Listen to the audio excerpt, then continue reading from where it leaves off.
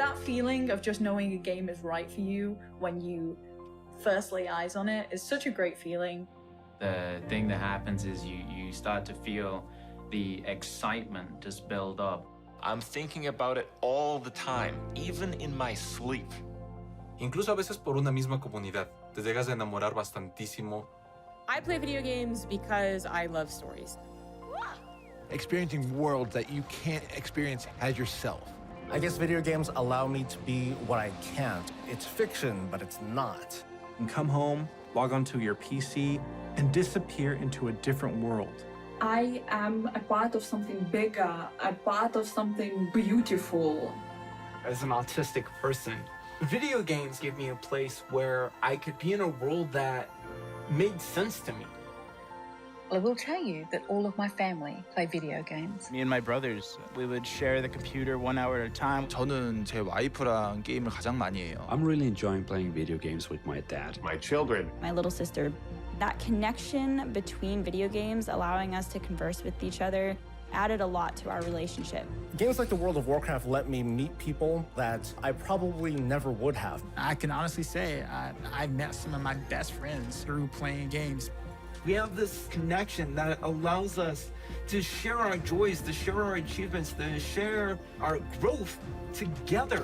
Every time I'm able to achieve something, I'm able to make myself proud. Killing heroic Blackhand back in Warlords of Draenor was one of my favorite memories. I managed to find that one hidden pylon with my one Mutalisk. We beat hardcore Inferno Diablo. I was able to hit gold in competitive in Overwatch. I had someone say, oh, I can't lose to a girl. And I beat that guy. So I was able to slay this warlock as a little gnome holy priest, freaking out and screaming the whole time. Adrenaline through my body was going crazy. Pela caminhada ter sido tão prazerosa e pela conquista ter vindo. A gente se sentiu muito, caramba, a gente conseguiu algo incrível aqui. I killed the Lich King! I killed the Lich King! 当我夺冠的时候，现场的女性工作人员，包括有些男的工作人员，他们都哭了。Many years ago, I was doing a quest in Terracar Forest, and a lovely little mage came up and said, "Would you like a hand?" They helped me for the rest of the day. We've been married now for over a decade. Those video games filled a void. They filled the friendships that I didn't have. There isn't a huge LGBTQIA+ community in my city. So when I was able to play a video game, I was able to start talking with people who didn't really care that I was a gay male. But video games were my escape. When I was a teenager, my dad was diagnosed with ALS, and I looked to video games as a way to escape from that sort of reality. Everything happens for a reason, and I'm just glad video games were there for me. I'll never stop playing video games. There's no way. I imagine myself one day being an 80-year-old grandpa gamer. Playing video games has shaped me. I don't think I would be who I am today. My passion, my interest, my excitement, they belong.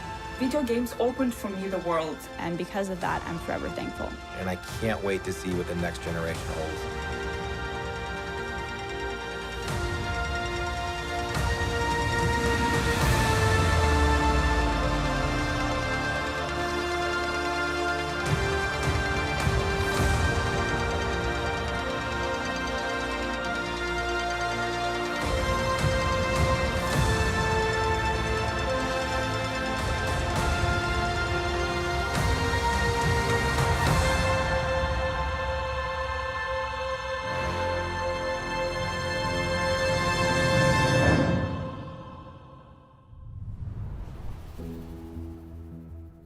Welcome to BlizzConline, a celebration of 30 years of Blizzard communities and 30 years of Blizzard games.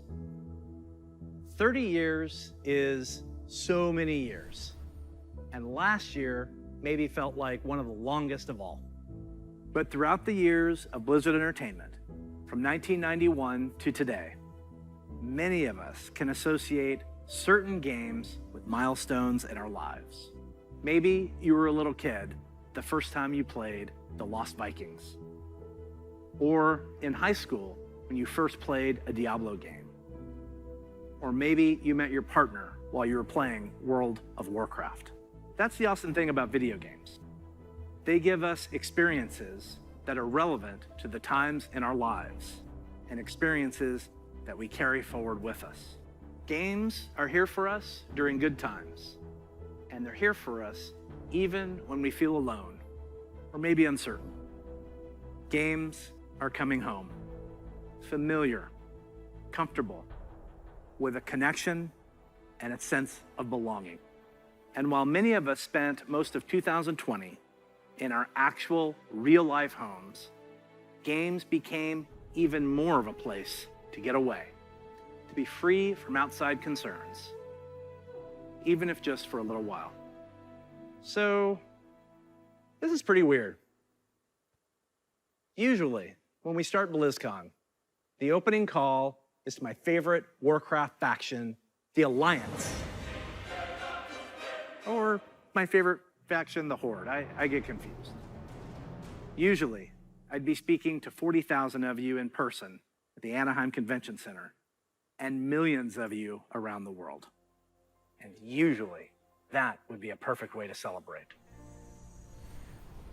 But nothing about the last year has been usual. The pandemic has been hard on everyone, and for many different reasons. But if there's one thing that the last year has taught us, it's that being apart physically doesn't stop us from moving forward.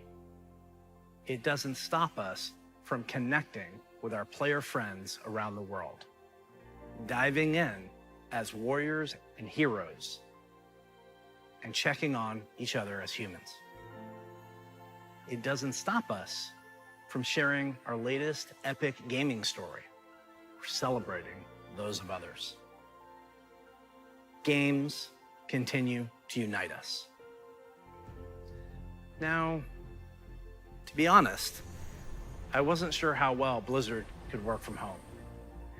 There are thousands of people, all needing to work together in creating our universes, games, and experiences. Never has it felt more true that it takes a Blizzard to make a Blizzard game. And in 2020, it became clear that the magic of creating at Blizzard isn't just tied to a physical location. It's tied to the people who work here, and I continue to be so proud of each and every one of them. Thank you, Blizzard. We create these games and pour all of our energy and heart into them, but it is you, the Blizzard community, that brings them to life. And that's why BlizzConline is a celebration of you, the guild leaders, healers, DPS, tanks, innkeepers, Zerg, Terran, Protoss, Blackwatch, Shimada, the heroes of Sanctuary and of the Storm. These next few days are for you, our Blizzard community. For World of Warcraft, we'll be showing you what's next for both Shadowlands and Classic. I'm sure you're all burning in anticipation for that one. Hearthstone is getting back to its roots in a major way. We can't wait to show you how. We also have news for our Diablo community. Some of you were able to dip your toes into the depths of hell in the Diablo Immortal Technical Alpha. I really enjoyed seeing players embrace the multiplayer aspect of meeting in town. We can't wait for more of you to get your hands on it. So, it's only the beginning of the year, and already there is so much to look forward to, even though we can't yet be together in person. The Overwatch League will be kicking things off in spring, and we'll be watching closely to see if the San Francisco Shock can continue their championship run. World of Warcraft esports is back with the Arena World Championship and Mythic Dungeon International already in full swing in Shadowlands. StarCraft 2 and Warcraft 3 esports are going strong with our friends at the ESL Pro Tour. And qualifiers are already underway for the first online stop of the 2021 Hearthstone Masters Tour, with the first event taking place next month. But before we get too far ahead, let's take a look one last time to when times were a little simpler. In the early 1990s, the internet was a baby. CD sales had finally eclipsed cassette tapes. Cassette tape, it's a rectangle piece of plastic, and there's a tape inside, and music would get recorded on, and sometimes you needed a pencil to wind it and make it tight. I know, it sounds crazy. We were all playing video games on Super Nintendo, Sega Genesis, DOS, or Mac PCs. I personally was a master of config sys and autoexec bat. So many simple things in simple times. If only we could relive them.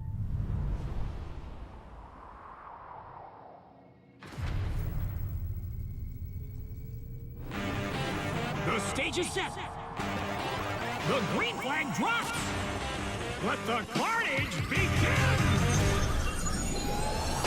Holy Toledo! What a collection!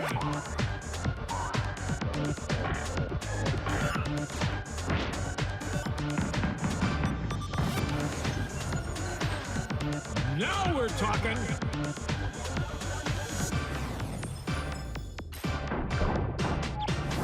What a play!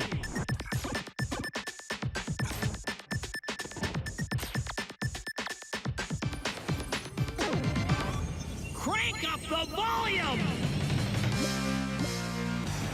Unbelievable!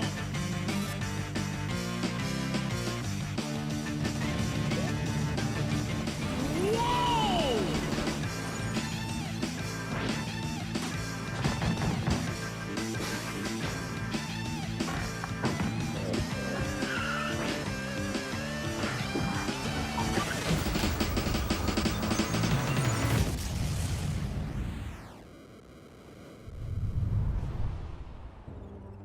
The Blizzard Arcade Collection, featuring the Lost Vikings, Rock and Roll Racing, and Blackthorn.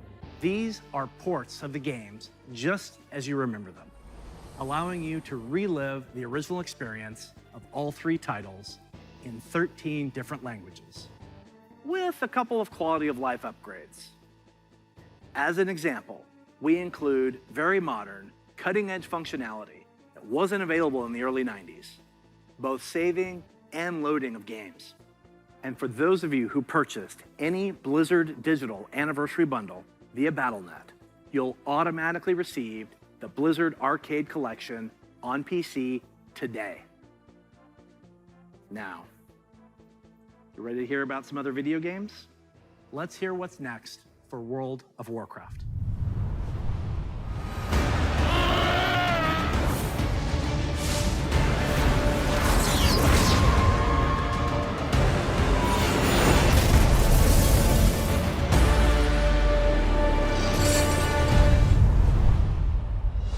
Hello, everyone. Thanks for joining us today. No matter where you are, World of Warcraft unites us all. Whether you're exploring the Shadowlands, Classic Azeroth, or another part of the Blizzard universe, I'm glad you could make it, because we've got a lot of good stuff to show you. But first, let's start with some Covenant pride. Kyrian, take flight. Nightfey, let the hunt begin. Necrolords, to war! Vinthir, let's party. The world has thrown a lot at us since the last BlizzCon, and the thing that's really kept everyone going on the WoW team has been connecting with all of you. The bonds we forge with our guilds and family and friends in WoW are powerful and real. As WoW enters its 16th year and Blizzard celebrates its 30th anniversary, we're so grateful to have the most dedicated and friendly communities in gaming. Let's recap the events in Azeroth. In WoW Classic, we fought an endless battle for South Shore and Tauren Mill. We banded together to open the gates of Ahn'Qiraj and joined forces to take down Kel'Thuzad in his floating citadel of Naxxramas. In Shadowlands, we helped our Covenant recover from the Anima drought, brought on by Sire Denathrius, master of the Vinthir and traitor to the Pantheon of Death. We survived the halls of Torghast and crafted legendary gear in our efforts to expel Denathrius from his castle lair. But innocent souls are still wrongfully being sent to the Maw. They face an eternity of torment, and heroes like Anduin remain chained in its depths. The jailer continues to grow in power. He's preparing to break free from the Maw and complete his plan to unmake the entire Warcraft universe. And Sylvanas, you may be wondering what she's been up to all this time. Today, we're excited to unveil our first major content update for Shadowlands, Chains of Domination.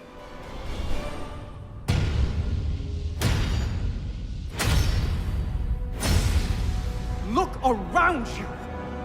What makes you believe you're not just a weapon to achieve his ends? Enough! Join our cause, or be made to serve. Right now, you hold all the power. Make your choice, Sylvanas Windrunner.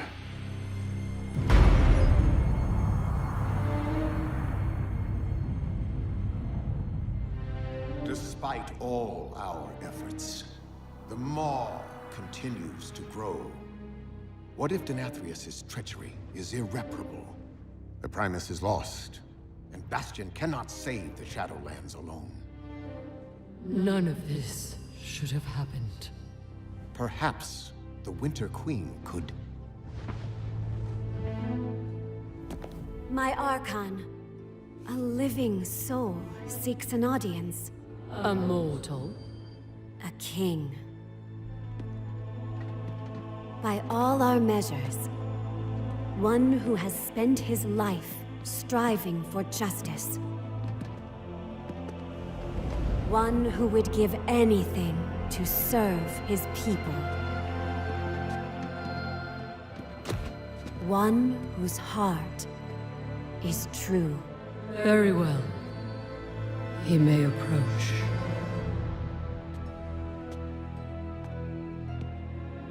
Step forward.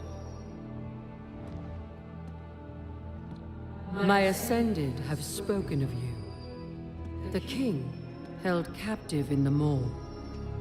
That prison could not hold me forever. Why have you come to Bastion? You have a key that I need. You will release this soul from your grasp. No. He is bound to me. Just as you once sought to bind your own brother.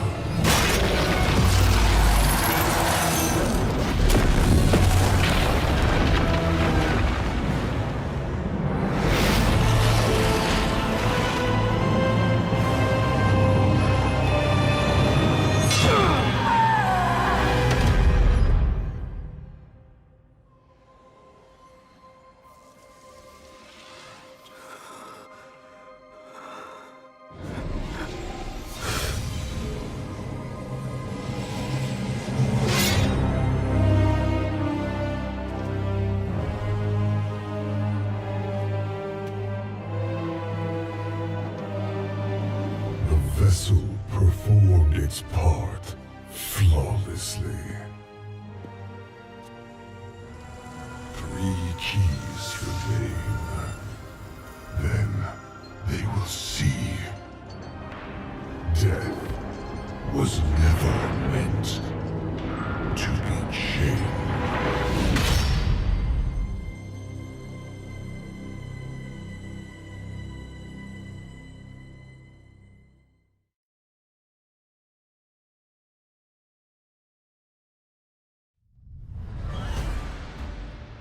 That is so intense. I know you probably have a lot of questions about what you just saw and what it means for the next stage of your Shadowlands journey. Later today, my teammates Ian and Jeremy will be telling you more about Chains of Domination in our Shadowlands update. Please check out the World of Warcraft channel to find out more. Next, I'm excited to share our upcoming World of Warcraft charity pet program. We've heard a lot from our community about how much they love these pets and the opportunity to give to a good cause, along with ideas to make the program even better. So during this upcoming campaign, you'll be able to donate whatever amount you wish to directly support our chosen charity. Once donations reach our goal, everyone playing World of Warcraft will get a pet for their collection as a thank you, whether you were able to contribute personally or not. And to make this a fun challenge, if we reach a stretch goal, everyone gets a second pet too. And here they are. The first pet is Bananas, literally. He was originally available to a select few back in Burning Crusade era, so we're excited to give everyone a chance to adopt him. And if we reach our stretch goal, you'll also get Daisy the Sloth. She's an all-new pet who'll hang around your neck when you need a hug. Your donations during this campaign will go to support the medical humanitarian organization Doctors Without Borders, also known by their French name, Médecins Sans Frontières, or MSF. They're an amazing group doing important work around the world. We're grateful to have such a generous community, and we hope you'll help support this worthy cause. We'll be sharing the details about the Charity Pet Program on the World of Warcraft website soon. So we've talked quite a bit about Shadowlands. Classic players, now it's your turn. It's my pleasure to hand off to my teammate, Holly Longdale. She's a longtime WoW player, a veteran MMO developer, and she's going to tell us what's in store for WoW Classic.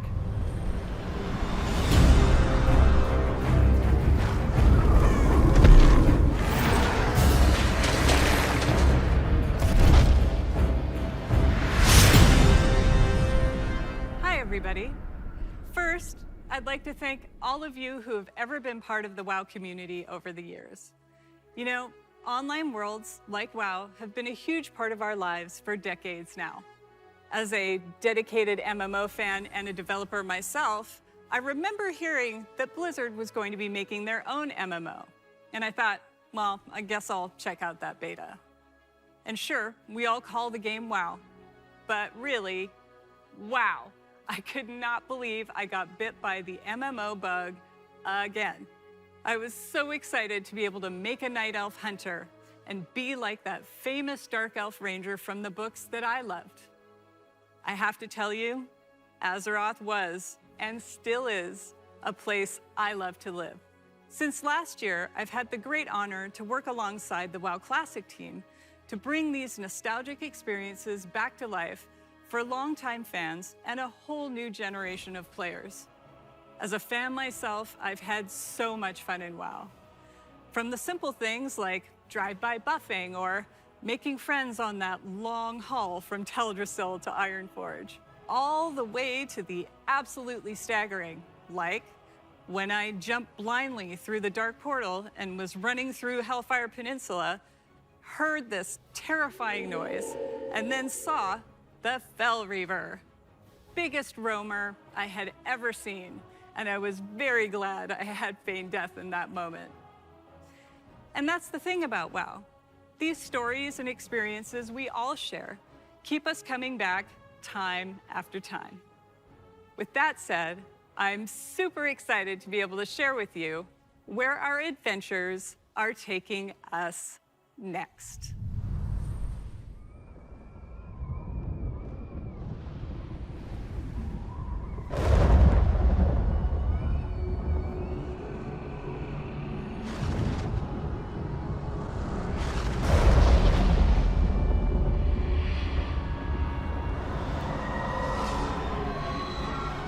You dare enter my realm.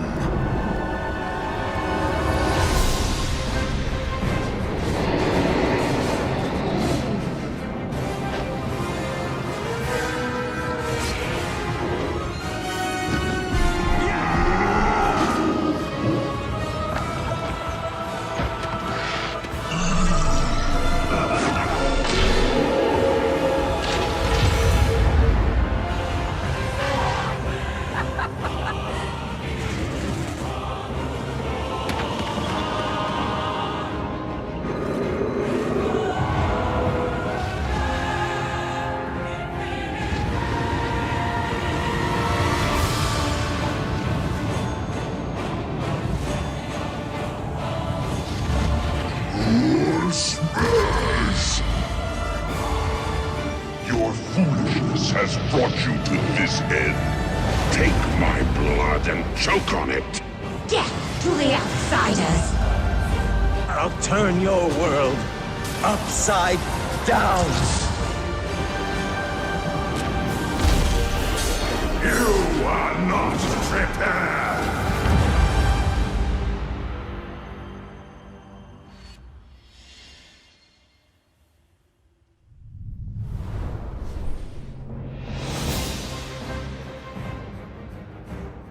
Brings back so many memories, right? Like exploring the fungal forests of Zangarmarsh, or being awestruck at the chaotic magic alive in Netherstorm, the Draenei in Exodar, the Blood Elves in Silvermoon. I love playing them both. Do you choose to enlist the Aldor or the Scryers in your quest to fight the Legion? And of course, we can't forget gathering all your friends to fight Illidan at the top of the Black Temple. I can't wait to relive it all with you. Since the team first set out on their own quest to bring the original WoW back to life, we have learned a ton about what players are expecting from this kind of experience. We've also learned when to keep things just as they were and where we all might be open to some changes. We're bringing all these lessons into Burning Crusade Classic, with our primary goal to bring back the same feeling you had when you faced the Fel Reaver for the first time, or when you were digging through piles of Felhound poop. Of course, we can't get this right without you, our incredible community. Soon, you'll be able to revisit Outland yourself when beta starts and tell us what you think. Later, all WoW Classic players are going to be presented with a meaningful choice for each one of your beloved characters. Do you want to move on into Burning Crusade Classic? Or do you want to stay in the original Classic era forever? Whatever you decide, you can do it all with your one WoW subscription. Now, I know I've thrown a lot at you, but don't worry. We'll be getting into the details in our panel later today. So stick with us. We'll make sure you are prepared. And now we're going to hear what's coming up in Hearthstone.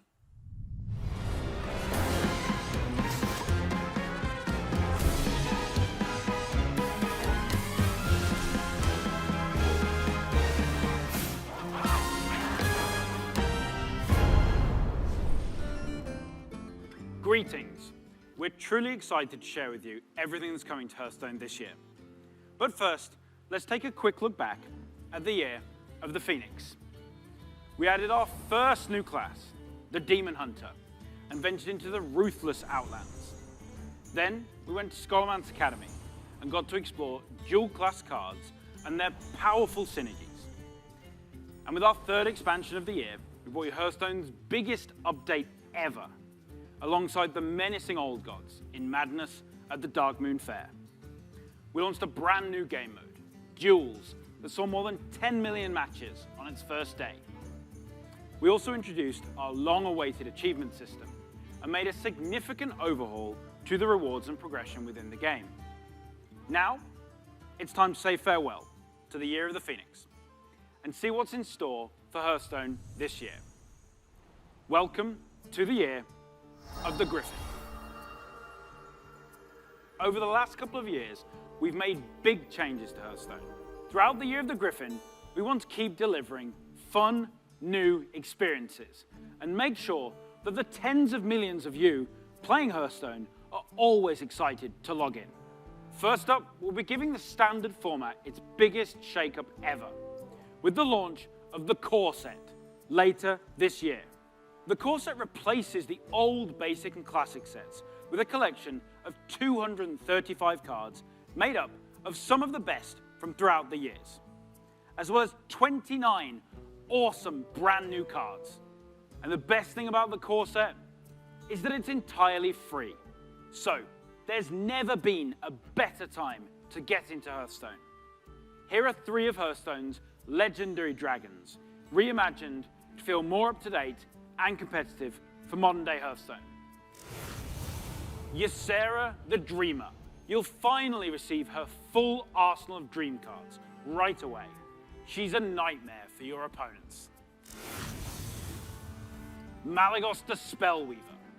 He'll fill your hand with spells and is a powerful late game play, worthy of the aspect of magic. And finally, everyone's favorite black dragon, Deathwing. He's still as destructive as ever, but timed correctly, he won't leave you empty-handed. We'll also be launching a brand new format, Classic, where you can play Hearthstone as it was when it first launched. The Classic format will be fully supported, complete with ranks and rewards using Hearthstone's original set of cards. So, if you want to relive the old school experience, then Classic is the place for you. With Classic revisiting the past, now let's take a look to the future and explore the first expansion of the Year of the Griffin. For a hero of the Horde, all roads lead to the crossroads. You have come for adventure, but the Barons wants to break you. Your axe must be sharp. Your wits must be keen. And your heart must be mighty.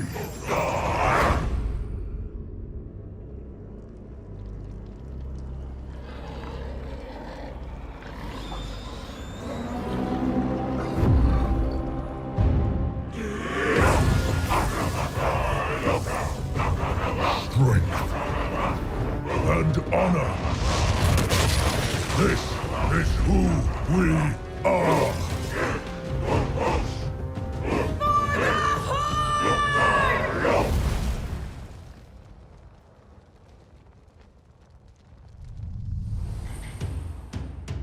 That's right.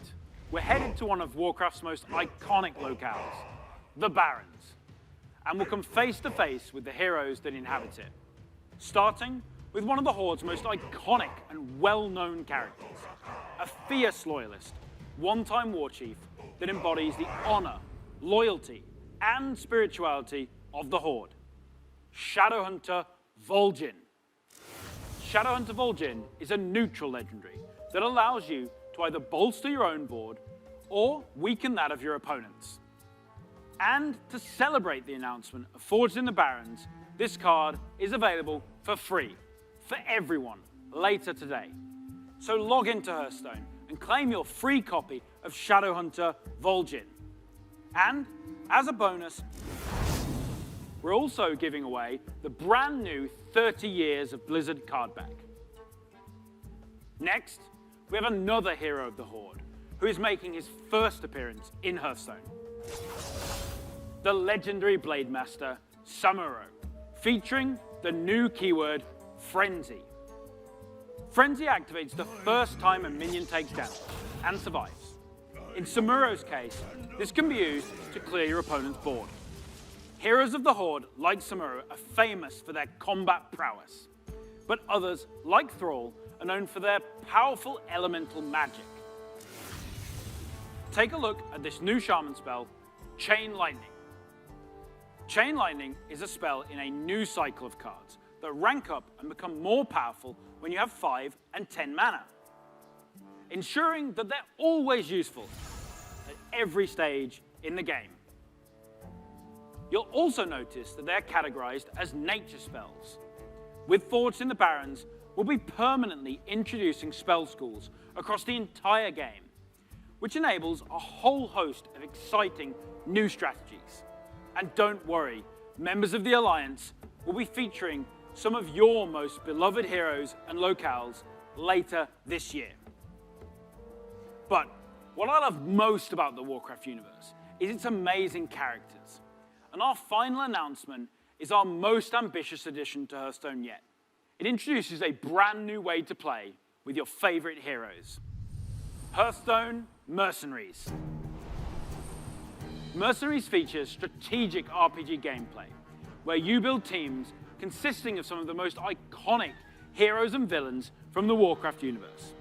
including timeless characters like the infamous Sylvanas Windrunner, and Ragnaros, the elemental lord of fire. You can also expect to see some of Hearthstone's fan favorites, like the unstoppable Devilsaur, King Crush, and the ever-growing Gruul the Dragon Slayer. You'll lead them in battle through highly replayable roguelike missions, where the map is randomly generated every time you play, and each node represents a unique challenge for your team to take on. Your heroes gain levels, new abilities, equipment, and can even evolve into more powerful versions of themselves. We're thrilled to finally show you Hearthstone Mercenaries. It is scheduled to launch later this year, and we'll have more to share with you down the road. Everything you've seen today is just a taste of what's coming in the Year of the Griffin. So don't forget to tune in to our deep dive panel after the opening ceremony, where we'll share more details on the core set, the new classic format, Forged in the Barrens, and our plans for Battlegrounds and Duels, as well as our upcoming single-player content. I want to thank the team for their amazing work. And on behalf of all of us at Hearthstone, we want to thank the many millions of you who play our game. Your dedication and support is what drives us to make awesome updates and pursue ambitious and fun ideas. We can't wait to kick off the Year of the Griffin with all of you, and we hope to see you in the game soon. Next up, you'll get an update on all things Diablo.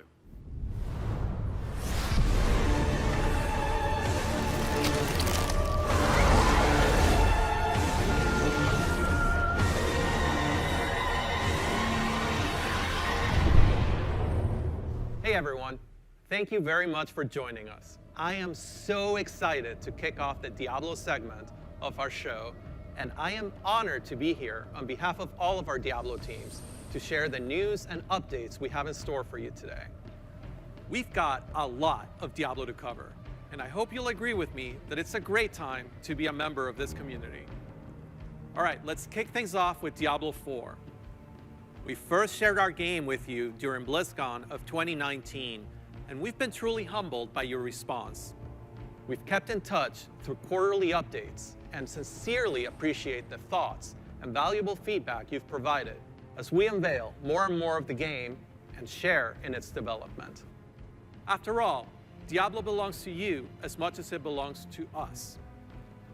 Most recently, we teased an update to our campfire screen, and savvy fans, of course, understood that we meant more than just the character lighting and fire visual effects. That's right. Today, we're happy to announce a brave new soul joining the barbarian, the sorcerer, and the druid on this dangerous journey back to Sanctuary. A class is one of the most exciting things you can announce in a Diablo game. This one is especially exciting to me, as it's a re-envisioning of one of the first classes to ever appear in the series. Let's have a look.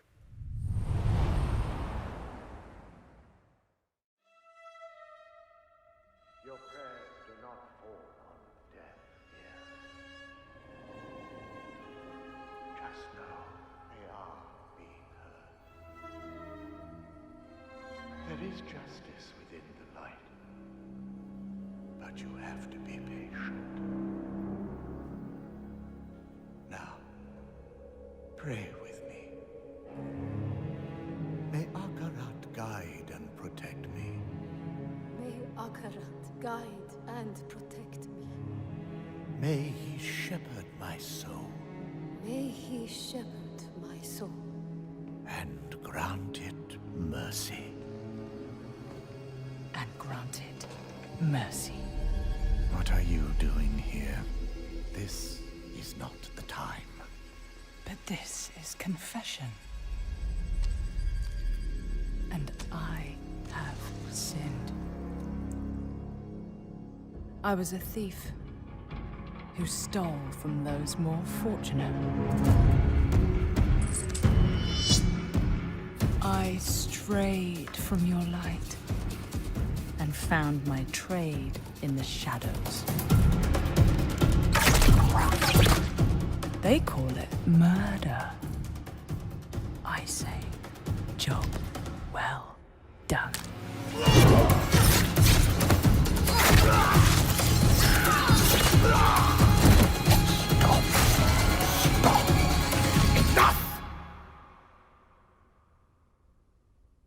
I am a thief, a heretic, a murderer, Father.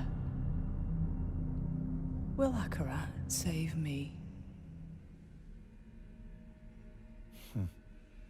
You mock our light. But those monsters were a scourge upon my flock. And you were the answer to their prayers. Then we are settled. And you owe me. The name you seek is... Thank the heavens for you. Heavens? I assure you, Father, the heavens didn't send me.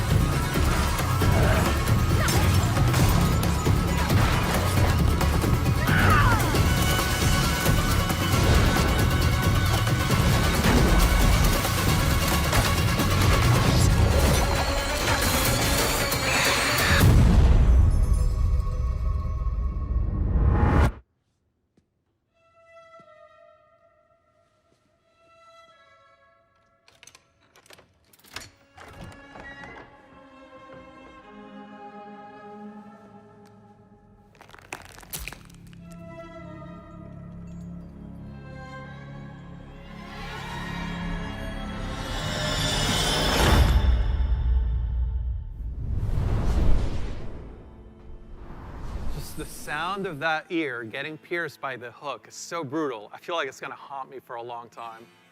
I've been a huge fan of the Rogue ever since the original Diablo. Even seeing them come back as NPCs and mercenaries in Diablo 2's Rogue Encampment served as a great bridge between the games. With the setting of Diablo 4 being a larger world than we've ever played in before, we're excited to show you not just what the successors to the original rogues in the series have been up to since the fall of their order, but also what some of the other rogues in the world of Sanctuary might look like. The mantra for Diablo 4 has been customization first, and the rogue takes this to a whole new level. From the beginning, the rogue has been an incredibly flexible class, able to adapt to any situation. Our goal is to let you create the kind of rogue that you want to play. Whether it's an unrivaled archer modeled after the original Sisterhood, or a cloak and dagger rogue from the darkest alleys of Chaldeum, in Diablo 4, you will have the freedom to create the rogue that you imagine by customizing the looks, the background, and the playstyle of your character.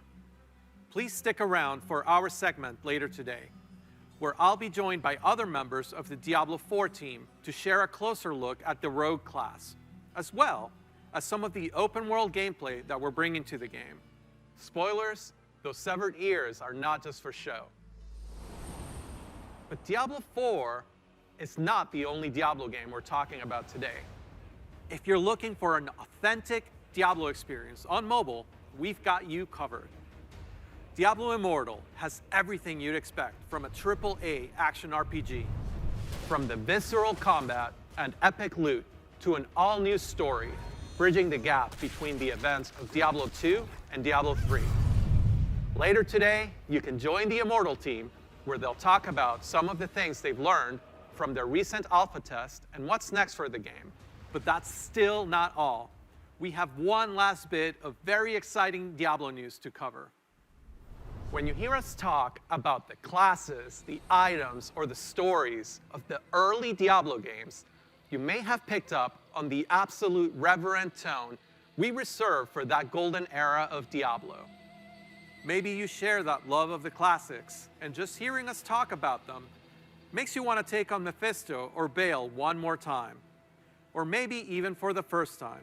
After all, some of our favorite moments happened a long time ago, and not just in Sanctuary years. If so, we have a special surprise for you today. Let's check it out.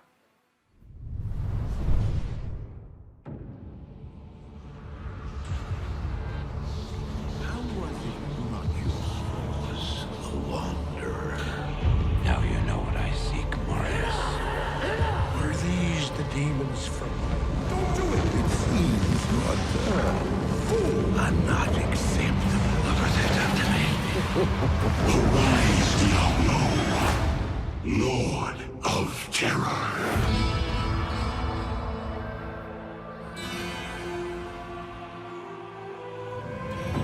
Though this be our darkest hour, it may yet be your greatest moment.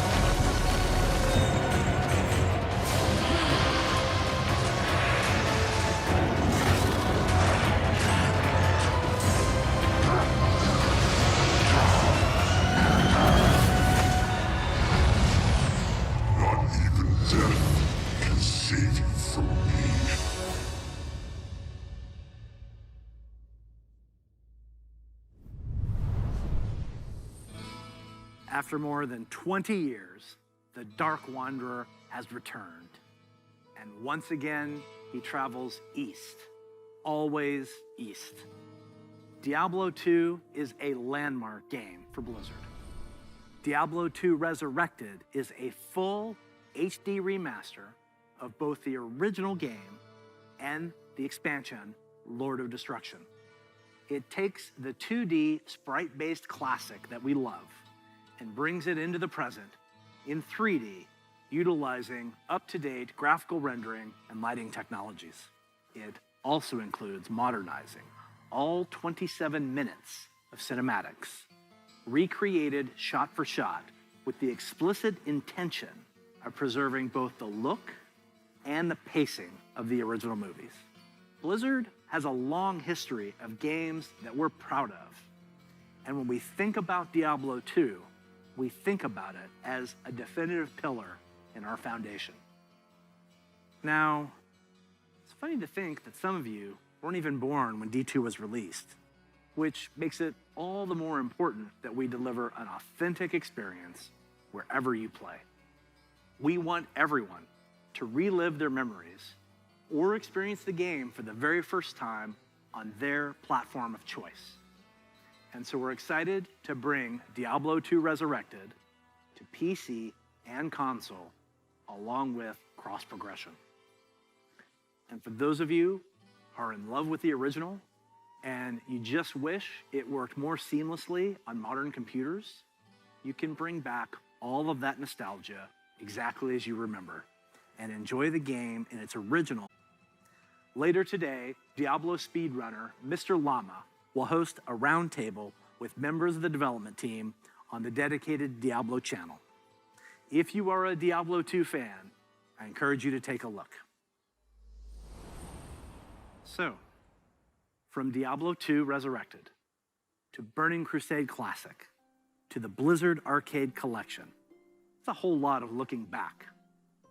And while we have teams dedicated to bringing these timeless experiences into your hands, it's actually a very small percentage of our developers working on these projects. Far more people are working on the future of Blizzard. And in addition to what we'll be talking about during the show, we can't wait to tell you even more about our plans over the course of this year and beyond. If you had asked us 30 years ago what gaming would look like today, none of us could have predicted the current Blizzard lineup of games. The advances in technology are one thing, but it's really what those advances have enabled that's even more incredible. If you think about the people who play games and the communities that have grown up around them, the way people can connect instantly, no matter where they are in the world, the way people are increasingly able to express their identity and celebrate who they are through their favorite games, communities, and platforms. The explosion of things like streaming, cosplay, and esports. It would have been hard to imagine any of that 30 years ago. And at Blizzard, that is what excites us about the next 30 years. There is so much that we're working on. And some of it you already know about. The rest, we look forward to talking to you about it when the time is right. Just like the real world, the worlds of Warcraft, Diablo, StarCraft, Heroes of the Storm, Overwatch, and Hearthstone are diverse, expansive, and full of potential. We are not only iterating on the experiences that you've come to expect from us, we're also exploring different ways to express our worlds and welcome more players from more places into them. And we aspire to continue to lead on priorities like accessibility and toxicity control, and to continue supporting causes that have a positive impact on the real world. We want to continue to bring those same feelings of joy and achievement that we all felt when we first defeated the Lich King, or beat Diablo on hardcore mode. Because when we geek out on those experiences with others, we can't help but see the similarities between us and feel what's possible when we play together. Of course, there are new Blizzard worlds that we haven't visited quite yet. And when we do finally unveil those games and experiences, our hope is that you will see in them what we do. That no matter who you are or where you're from, they are spaces where you can create new stories, forge new friendships, and make memories worthy of lasting a lifetime. And through it all, our mission statement of being dedicated to creating the most epic entertainment experiences ever, along with our core values, led by gameplay first, will continue to guide our way. So on behalf of everyone at Blizzard, thank you for being on this journey. For me personally, it is the honor of my professional life to serve you, and the honor of all of us at Blizzard to be the caretakers of the worlds that you play in. We are so excited for what's to come this year, next year, and the next 30 years. Now, what's coming next for the show? Well, it depends on where you watch. For those of you looking for an update on Overwatch, check out the behind-the-scenes look into the development of Overwatch 2 over on their dedicated channel right after the conclusion of opening ceremonies. There, you'll hear about Overwatch 2, new content, new features, including new maps, hero missions, talent trees, and more of what we think will make Overwatch 2 a unique gameplay experience. For World of Warcraft, Diablo, and Hearthstone, you'll get a closer look on their respective channels. And on the dedicated strategy channel, some StarCraft legends will be going head-to-head in epic competition. Once again, welcome to BlizzConline. Be good to one another. Welcome home.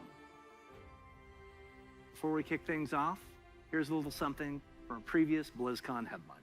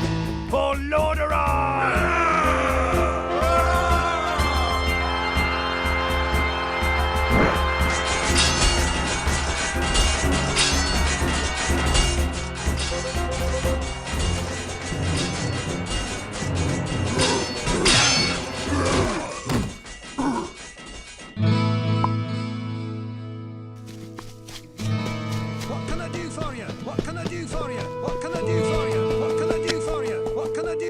Your death will.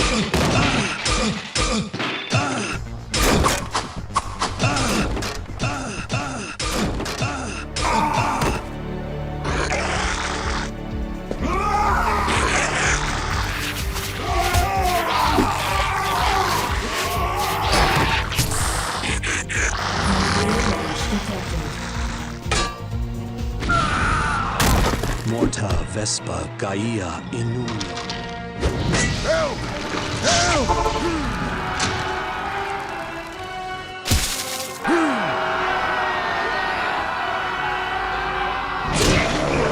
By the colors! Strike with great vengeance!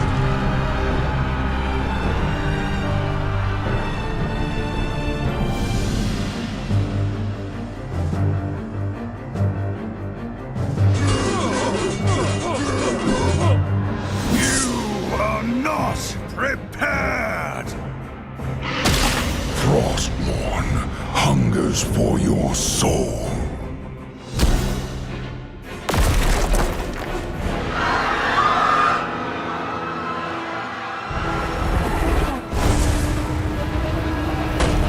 Your time has come.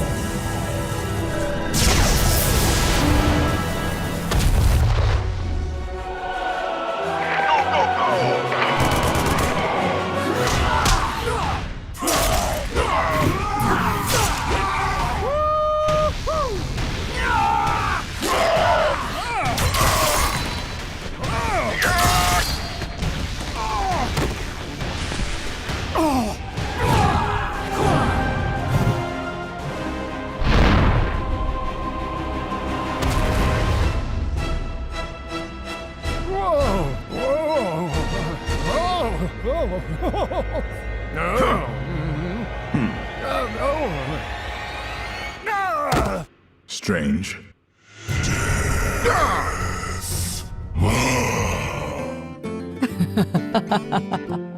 Greetings to you. Seems you're ready for the real thing.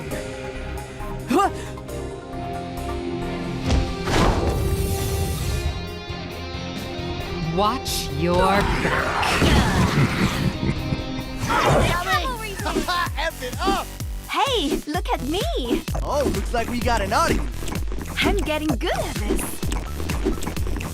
I am in the groove. Turret online. Surprise! Piece of cake.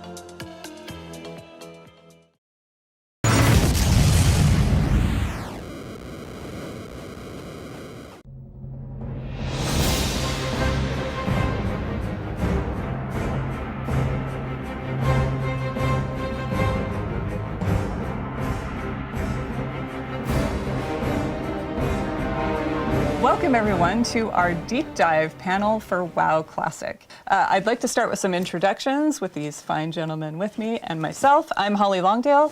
I'm the principal producer for WoW Classic.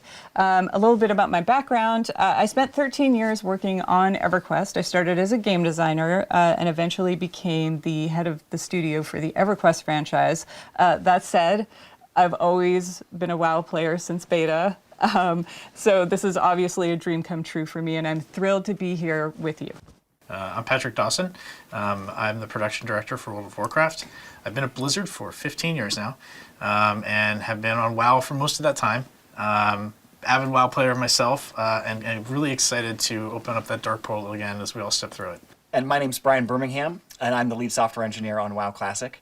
I've also been at Blizzard for 15 years. I started on World of Warcraft. I spent about 3 years on Hearthstone as well, and then came back to the World of Warcraft team to work on WoW Classic. And it has been a great joy to me to work on this team. There's a lot to talk about today. Yeah. So earlier we announced, yay, Burning Crusade Classic is coming. But there's a lot more to it. Let's take a look at the features, because wow. I mean, wow, right? Wow. I was so excited by playing Draenei and Blood Elves. I played both, and I will say my heart's with Alliance. And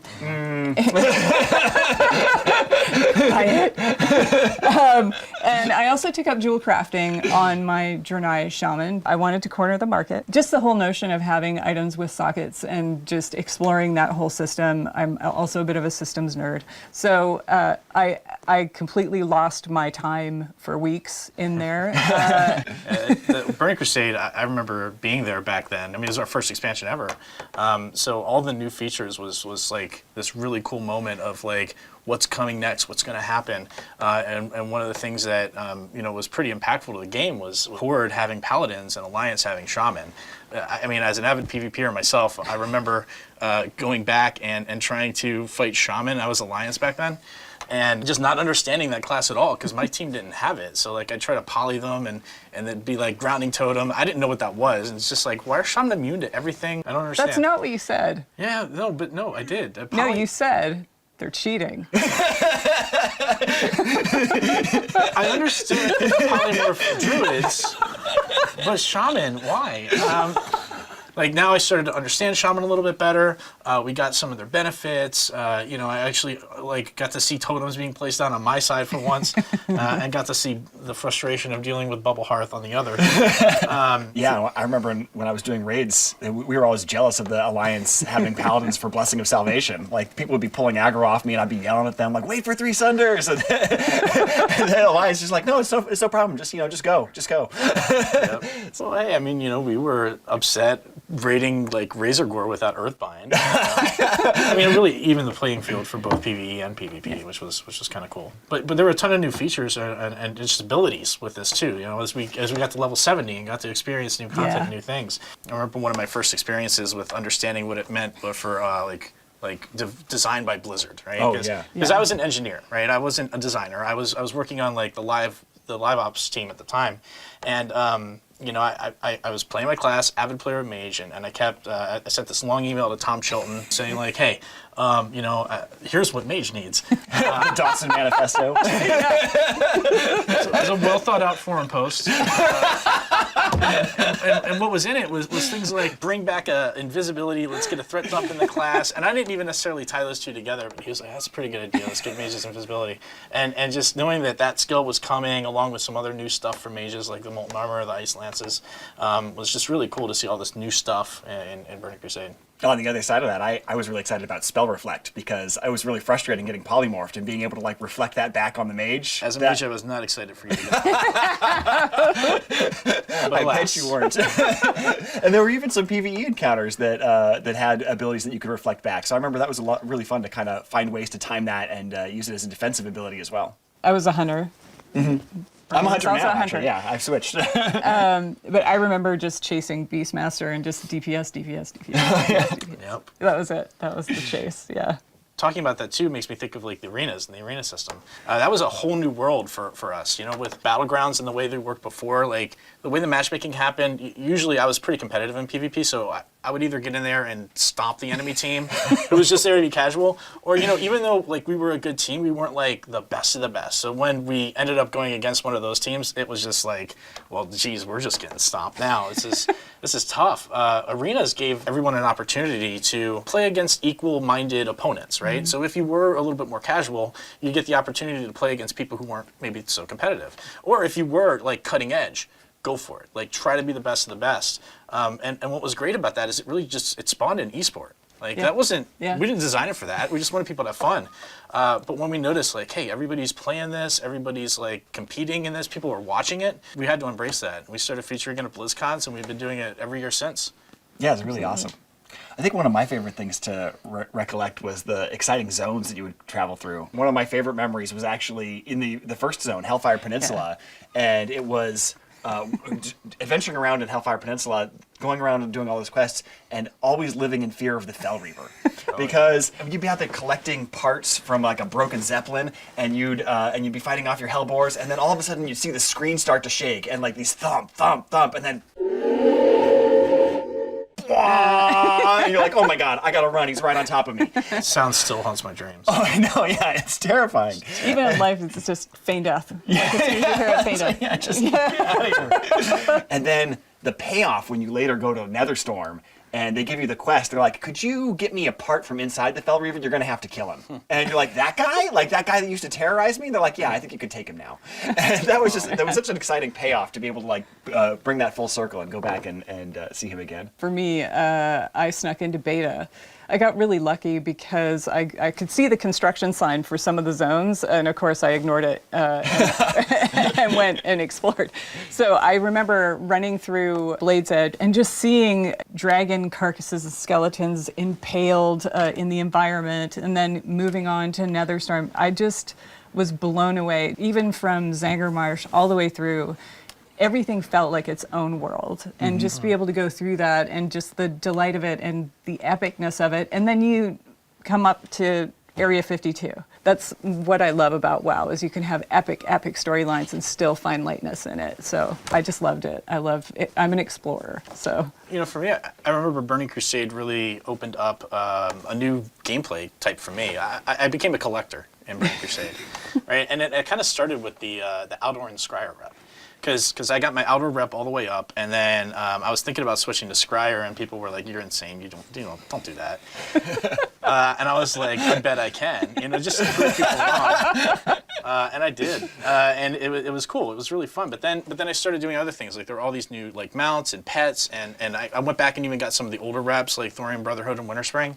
But then like things like Netherwing Ledge came out. The world just opened up for me in Burning Crusade to really start my collection. Of course, we also had flying mounts, which I loved, and then decided to play with some friends on a PvP server, and was running around Hellfire, and Death from Above, which is likely just Pat. Probably. Yeah. You were flying around harassing people, Pat? I was getting a lot of honorable kills back in the day. So that's just a quick look at some of our memories for Burning Crusade, and that was 13 years ago.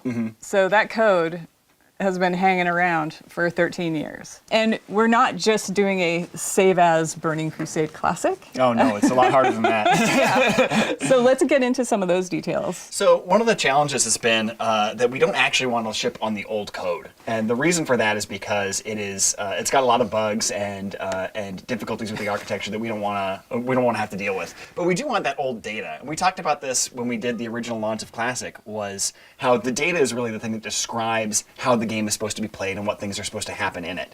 And so we want to bring that old data and we want to run it on the modern code, the same as we did for Classic.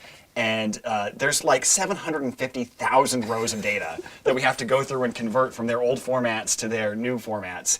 And fortunately, we have really talented engineers, and we run automated scripts that go through this. But even after we run these scripts, we have to compare them with how it used to behave and make sure that we've actually done the conversion correctly. And then there's even some things that are making it more difficult this time, like the fact that we've made a couple of minor changes or bug fixes in the Classic data.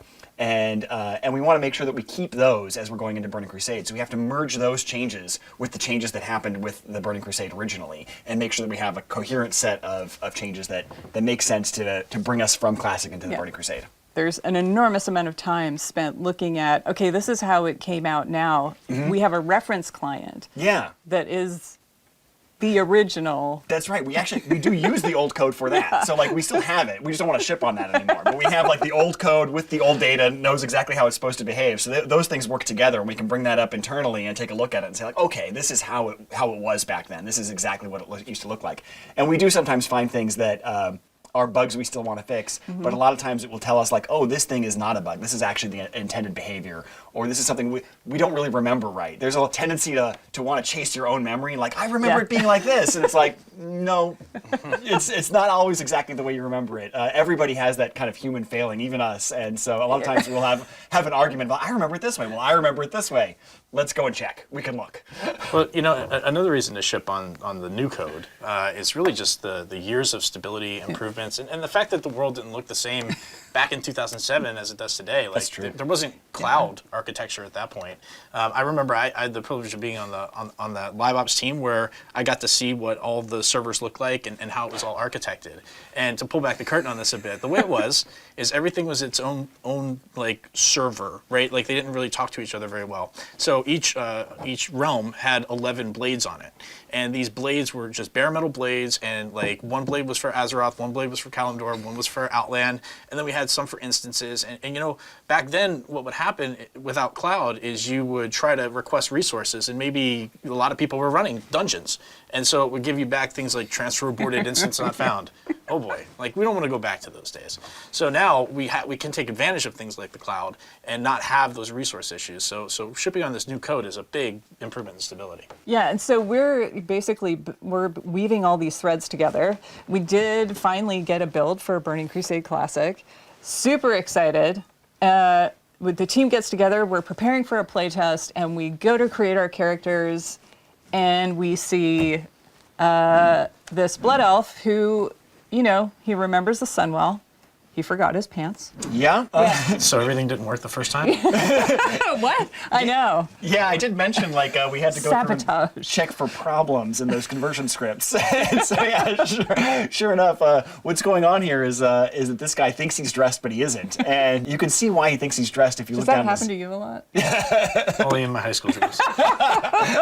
You can see, if you look at his calves, you can see that he's got they're flared out because he thinks he's wearing boots. And the way the system works is we first set the geometry up for all the items that you're supposed to be wearing, and then we layer on various images that we call textures. And we'd use those to build up a single composite texture that's then wrapped around the geometry. But of course, in this case, when we were layering them on, none of the textures were assigned. So it just started with his, naked body, and then was going to go layer on textures and didn't find any. So it thinks he's dressed, and so it's removed the underwear because it thinks it's put clothes on top. But there aren't anything there. They're all just completely transparent. So it's almost like the Emperor's new clothes. He's wearing invisible clothes, only in this case, that's really what's happening. It's crazy. And then, of course, I wanted to try Draenei because that's where my heart lies. I'm an Alliance girl. And this Draenei looks to be heads above the rest. That's not the Exodar. Yeah. No, definitely not. It's Dunmorrow, right? It is, and that's exactly the problem. It looks like the Draenei's too tall, but the real problem is that we're in the wrong place. And so, yeah, when you go to the Dunmorrow character select screen, of course, the camera is positioned for much shorter races like gnomes and dwarves, and so it's about knee high on a Draenei. Mm-hmm. And then water.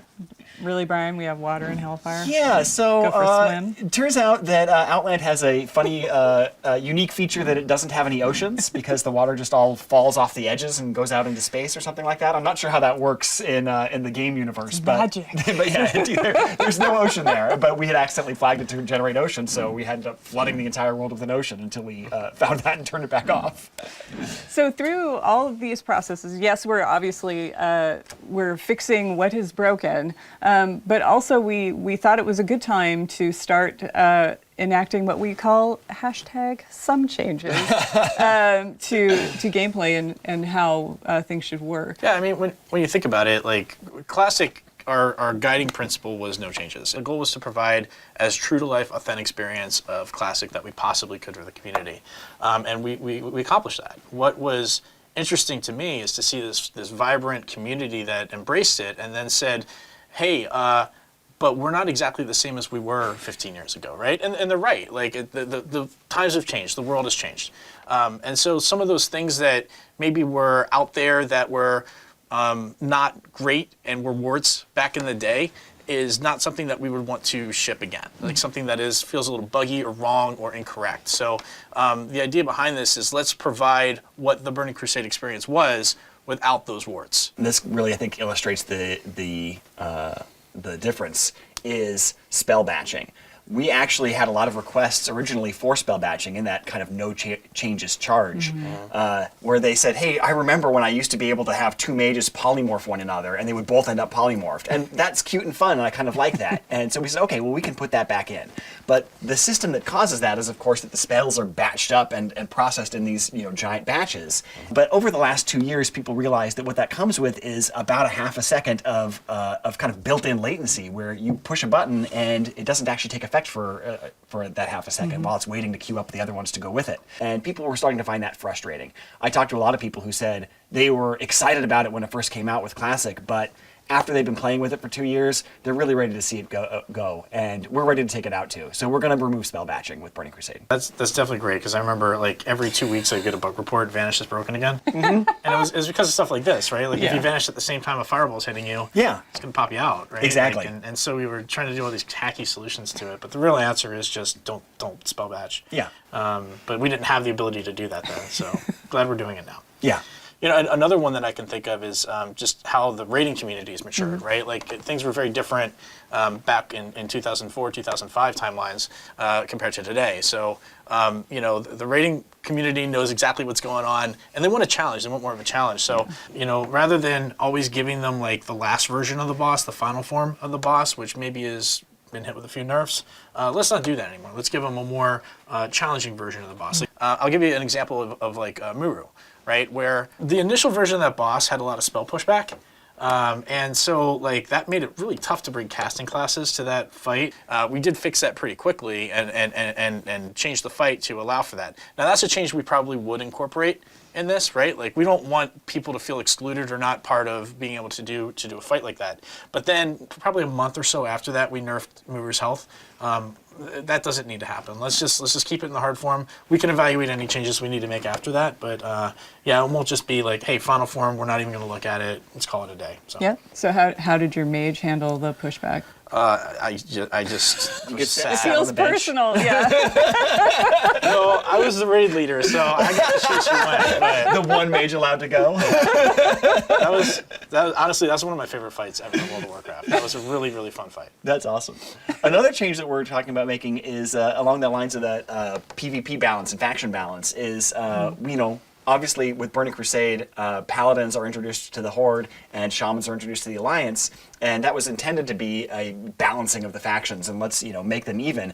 And then they wanted to kind of keep a little bit of flavor of that faction identity, so they kept Seal of Blood on the Horde and Seal of Vengeance on the Alliance. It was intended to be equivalent power abilities that were just slightly different in flavor, but in retrospect, Seal of Blood was just so much better. And so one of the changes that we are going to make is we are going to give the opposite faction's seal to the other faction, but we're going to do that at max level. So we keep just a little bit of that faction identity, where Horde will get Seal of Blood at level 64 on schedule, and then get Seal of Vengeance at level 70. And similarly, Alliance will get Seal of Vengeance at level 64, and then their equivalent, Seal of the Martyr, at level 70. Another thing we want to talk about is arena teams. When it first came out in Burning Crusade, the arena team system only let you have the same number of players on your team that was the size of the bracket it was for. So, for example, a 3v3 team could only have 3 players on the team. So if someone was like sick or unavailable one night, you couldn't play. And that felt really frustrating. So we're definitely going to go with like the last version of that, where you could have twice the size of the bracket on your team roster, so that you had alternates you could swap in and out. And then that way, as long as anybody had participated in, I think, 30% of the matches, then they got the full credit for the week of participation.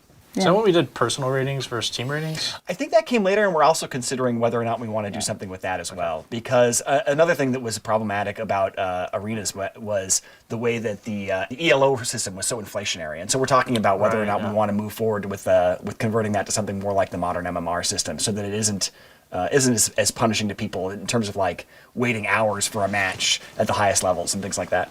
And another change, we're going to give players access to Blood Elf and Draenei early, so that before we actually open the Dark Portals, you'll have a chance to level those up. That's definitely not something we did originally. I remember I had a friend who was really frustrated that the rest of us were all running around in Outland, and he was like, I'm still back in Outlands. What is going on?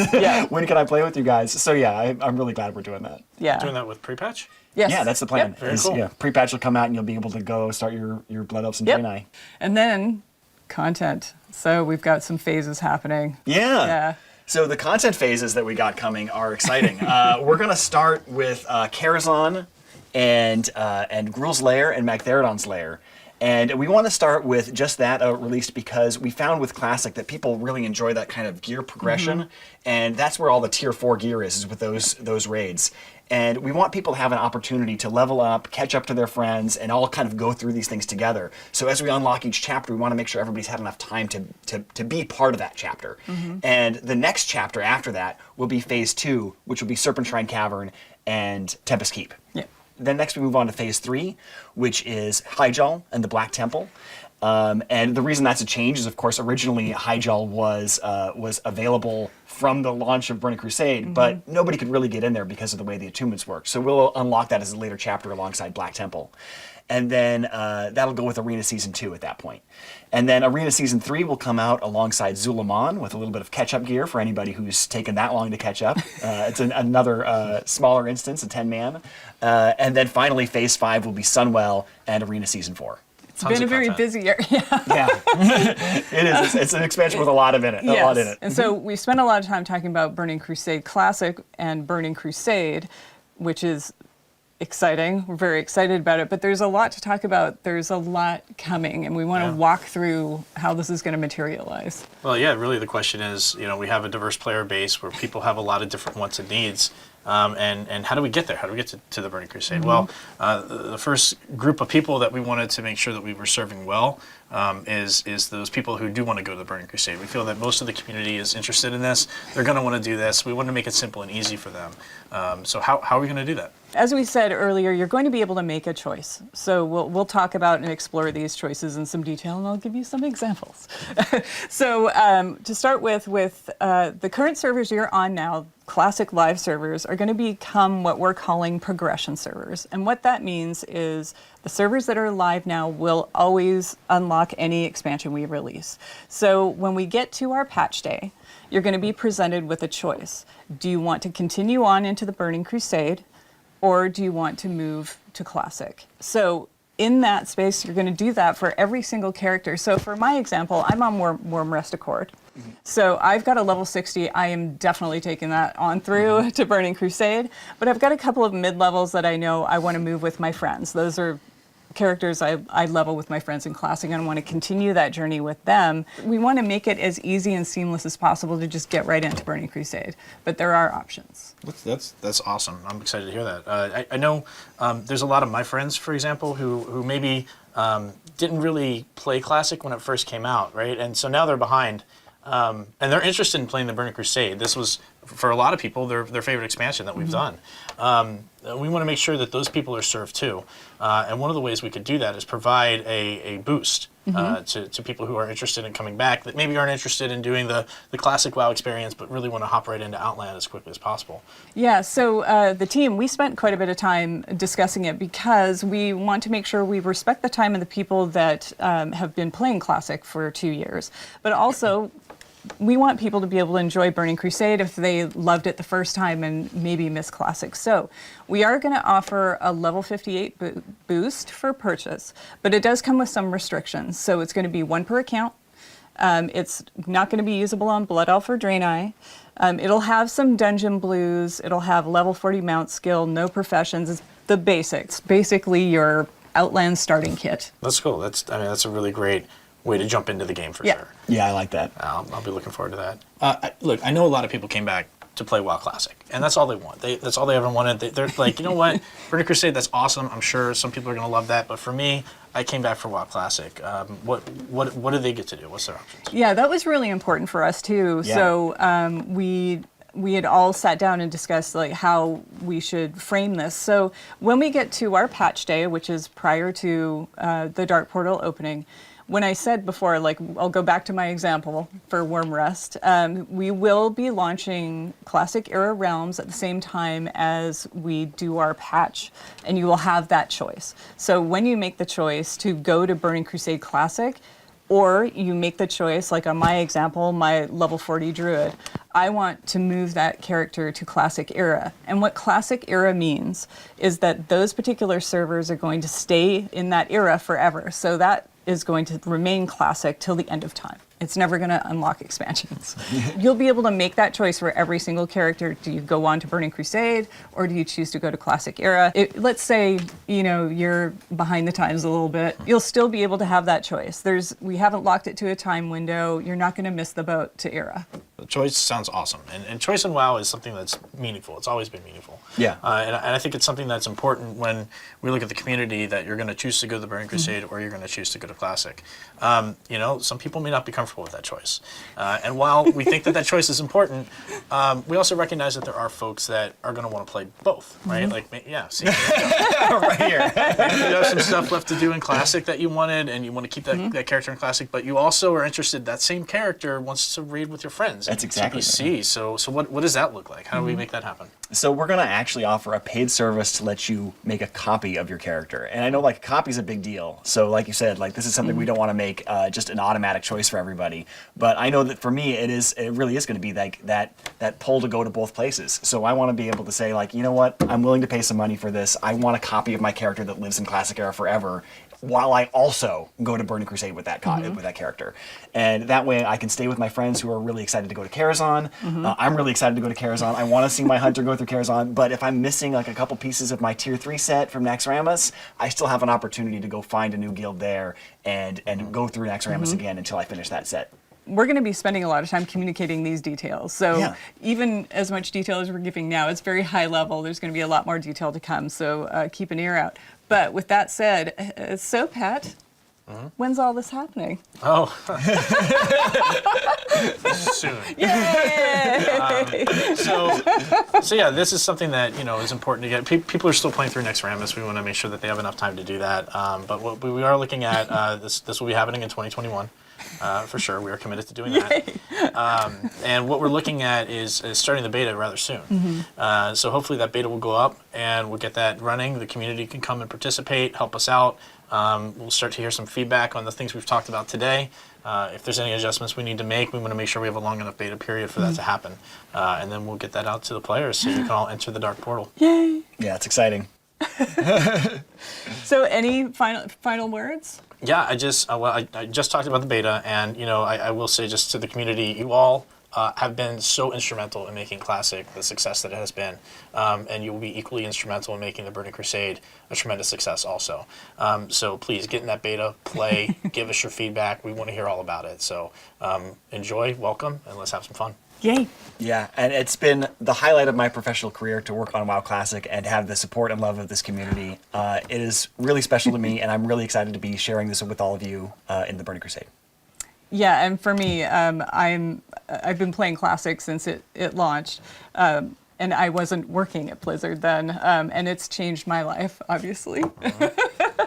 So from me and the entire WoW team, we want to thank you for bringing Azeroth to life for us. So we will definitely be seeing you in game in whatever flavor you choose. And until then, stay classic.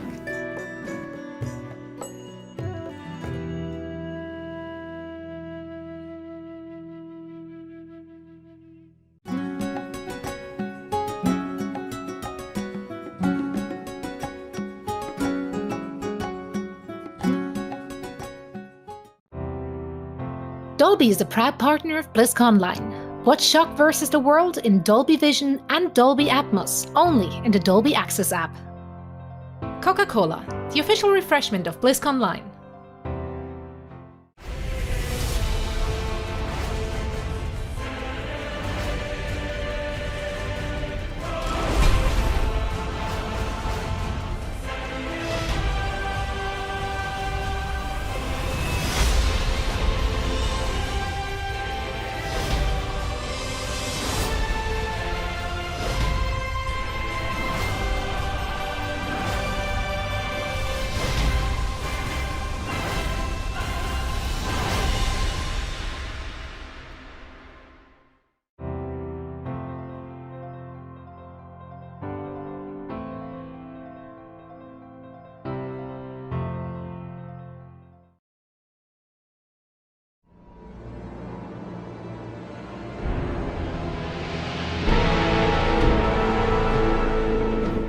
Ever since we announced Diablo for last BlizzCon 2019, We've been sharing updates with you guys through our blog, whether it's items, skills, zones, even user interface updates, and you guys seem to have really enjoyed that. Today, to mark the special occasion of BlizzConline on Blizzard's 30th anniversary, rather than doing a blog, we're actually going to share lots of video, introduce a new class like we saw in opening ceremonies, and also cover some open world topics, including mounts, camps, and PvP. Yeah, this is like the ultimate blog post, right? We get to actually hand deliver it. This is the dream. It's all finally out there, and we can talk about all of it.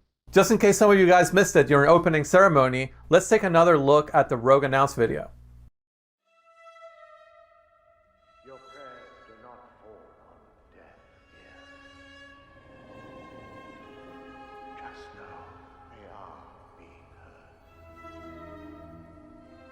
There is justice within the light, but you have to be patient. Now, pray with me. May Akarat guide and protect me. May Akarat guide and protect me. May he shepherd my soul May he shepherd my soul and grant it mercy. And granted mercy. What are you doing here?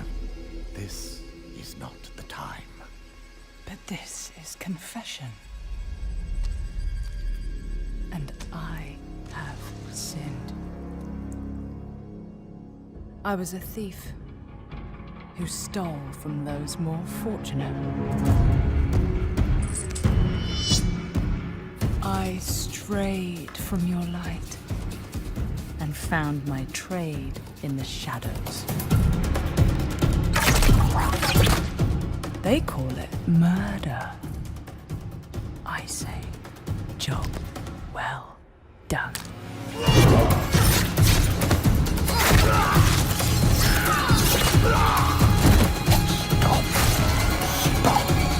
Enough! I am a thief, a heretic, a murderer, Father. Will Akarat save me? You mock our light. But those monsters were a scourge upon my flock. And you were the answer to their prayers. Then we are settled, and you owe me. The name you seek is... Thank the heavens for you. Heavens? I assure you, Father, the heavens didn't send me.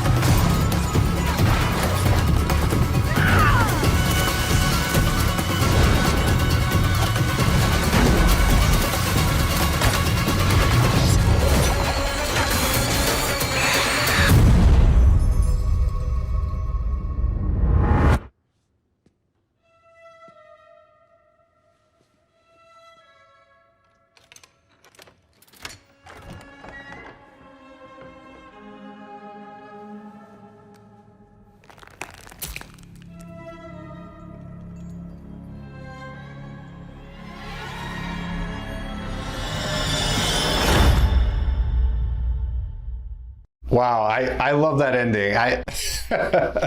There's two things. There's the rain of arrows off the mount for the win, and then when that guy takes the ear and he stretches it onto that hook right at the end, it's like, oh, That ear box never gets old. You know, I always wonder where all those ears from Diablo 2 when you kill other players went. Now you know there's some creepy guy in a church collecting ears and putting them in a box. Just what we always thought. No spoilers, but we're going to be hearing a little bit more about World PvP a little bit later in the segment, but ears are definitely making a comeback. But let's go back to the class, because there's just nothing more exciting to be able to introduce to a Diablo game than another class for players to check out. Yeah, this is a pretty cool thing. We don't get to do this very often, right? I think it was you that said that, John. There's always room around the campfire. There's always a little room. We had kind of like very core archetypes to begin with. The brute strength of the barbarian, the arcane knowledge of the sorceress, kind of a return of a shape-shifting classic with the druid. No RPG lineup is complete without that dexterity class that's kind of like defeating enemies with finesse, with speed. And we kept coming back to just the idea of bringing it to the kind of the godfather of all dexterity-based archetypes, the rogue that we saw in Diablo 1. I mean, you got to be excited to have the rogue back. I mean, I know that like when we were exploring different classes, like you had talked about some of your experience with Diablo 1, right? Oh, for sure. So one of the things that's super cool is like the rogue was always able to adapt their playstyles. So fans of Diablo 1, Diablo 2 rogues will be able to create very archetypical rogues, starting with the weapon selection. On the melee weapon side, rogues can use swords and daggers, as well as bows and crossbows on the ranged side. You know, just those sort of dagger attacks mixed with bow attacks, it's like, it just looks great on screen. With all the classes having this real strong identity as far as the animations and what they do, you think about the druid and shapeshifting, or the barbarian with sort of, you know, his leap attacks. There's just all these great things that you discover with the rogue that you can't really do with other classes. I love that you can start cosmetically from such a iconic place where you're wearing the red armor, you kind of look like part of the sisterhood of the Sightless Eye from the original games. You know, you can maybe even add some tattoos into the mix, some scars, make that rogue your own. Or if your fantasy of the rogue is a more traditional RPG outlaw, you're definitely able to create that and put on your kind of hood and half mask and be more of a shadowy character. Yeah, and the character customization, you kind of mentioned it, being able to craft that, you know, that the class of your dreams or your nightmares. It was a feature that I was honestly super nervous about when we started, because we've never had this in a Diablo game. But seeing where it is now, it's one of those things that like I'm super excited about with where we're at. There's just a lot of creativity and fun looks, and you can be that you know, tattooed criminal outlaw, or you can be a more noble looking kind of, you know, sort of like thief with good morals. Well, one of the things that we kind of kept running with beyond just the cosmetics was customization. We had this niche to fill in the class lineup that spoke to the finesse player, to the dexterity player, and just that everyone's idea of what that could be was a little bit different, whether it leaned more on range or melee. But we took that a little bit of a step further. We really wanted to have each class in our game have that one thing that makes you go like, that's bullshit when you see a player use it, and then makes you want to re-roll that class because no other class gets it. For the rogue, it's the class specialization. The 3 specializations are combo points, Shadow Realm, and exploit weakness. I like Shadow Realm because I take the problem and I make it smaller. I mean, it's just, I just pull 3 guys into the Shadow Realm and duke it out, and then I come back in, I'm like, all right, smaller problem. I love the idea of exploit weakness. The way it works is during some of the enemy attacks, players will see an icon flash over the enemy's head, during which time they will get to retaliate with much more damage than an ordinary attack. If you're quick on the draw, this is the specialization for you. I'm just like a little bit skill capped there, and you know, like every time I try to make it work, I'm just a little bit shy of the skill level that's required for that. It's almost like you're a surgeon, and it requires a really strong ability to assess what's happening all around you. My personal favorite is the combo point specialization. As you might expect, this ability lets you build multiple combo points, which enhance your spender's effectiveness in combat. It basically, you just like get into this rhythm of combat of like 3 builders to a spender. It lets you build up to these big moments. It almost makes like a rhythm game out of combat, which I really enjoy. And the way the class specializations work is you will work with one of the world groups of rogues around the world in Sanctuary that you will find and do class-specific quests that no other class can do. Whether it's the Sisterhood of the Sightless Eye, the remnants of that order that you choose to work with, or the mercenaries of Kyrgyzstan, or the outlaw smugglers of the swamps of Hawazar, depending maybe on what speaks to your class fantasy, or depending on which specialization speaks to you or you find more powerful, you'll be able to complete that quest line and then activate that specialization, which then you can mix and match with any of the playstyles. So you could be a combo points, ranged, or melee player, but you could also be an exploit weakness, range, or melee, or hybrid player. It just gives the class such huge variety in builds and playstyles. I love how that ties into the open world aspect. The ability to go to Kyrgyzstan or Hawazar and get these special quests that only the rogue can get. That touches on one of the things that I love that we've done, which is like connecting the weapons and equipment to regions. When you're exploring the world and you pick up a sword in Kyrgyzstan, it's a scimitar, right? If you're up in Skazglan, which is up in the north, it's more of like a broadsword. It's this sort of like this, it's a subtle thing, but I think it really, different armors that you get in different regions look like they're from the place. And so giving that sense of place in the world is something that I every time I play the game, I feel it, I see it in just like subtle ways, and just really enhances the overall sense of immersion and experience. And I just want to see what's around the corner. The weapons are also like, going back all the way to Diablo 2, just such an integral part of the class, and the ability to augment your weapon through magic, through enhancements, is just something that really spoke to us when we try to tap into the core of the class. Going back to those mercenaries that you could hire, it was always kind of cool to see what kind of special arrow shot they would come with. And it's something we paid homage to with the imbue system.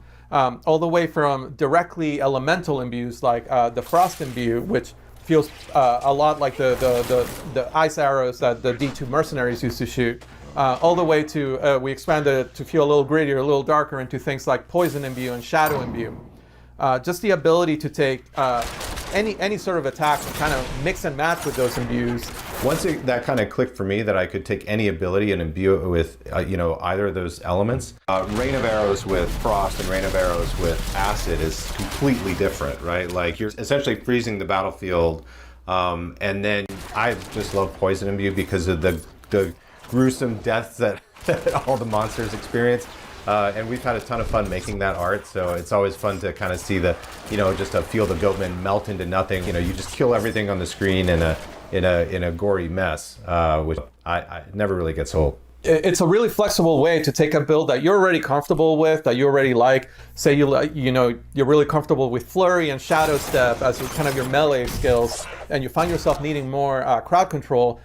Without changing your playstyle, you can just add the Frost Imbue to your bar, and now you're able to use those same abilities to slow down enemies or build up to a full freeze. Yeah, and Frost Imbue plays pretty well with group play as well, right? Where I can freeze an enemy and somebody else can blow it up. Or also the way that chills work in the game, they build up to a full freeze. So if your best buddy is a sorceress player, your chill spells and your Frost Imbue chills will actually build up faster than if you were using a single player. So just ask to open with Blizzard before you Frost Imbue, and you'll basically be freezing enemies twice as fast, which is super awesome synergy. So the last thing that's worth spending some time talking about the rogue is like how mobile the class is, just how able the class is to kind of close the gap between themselves and the enemy. Even while they're mounted, you might find yourself, a full screen away and just dismounting into a rain of arrows, closing the rest of that gap with maybe like a dash, and then getting back out of there, dropping some caltrops. They can basically control the fluid motion of combat in a way that no other class can. That's something that beyond all of the other customization options that you have, whether it's the playstyle, whether it's the range at which you engage with enemies, whether it's the cosmetics, just the sheer mobility of the class lets you just adapt to the situations. Even when you would have totally been toast as another class, a room full of elites, you're able to use offensive abilities in creative ways. Abilities like Shadow Step, right? Like abilities like Shadow Realm, abilities like Dash. So you're able to kind of like use them to your advantage in a way that gets you out of a very dangerous situation by picking that one lone skeleton archer that maybe is not surrounded by everything else. You can Shadow Step there, get out of the way, and live to fight another day, which just feels like such a rogue thing to do. When I play the rogue, I really do feel like surgical precision. I really feel like I can move through the whole screen without.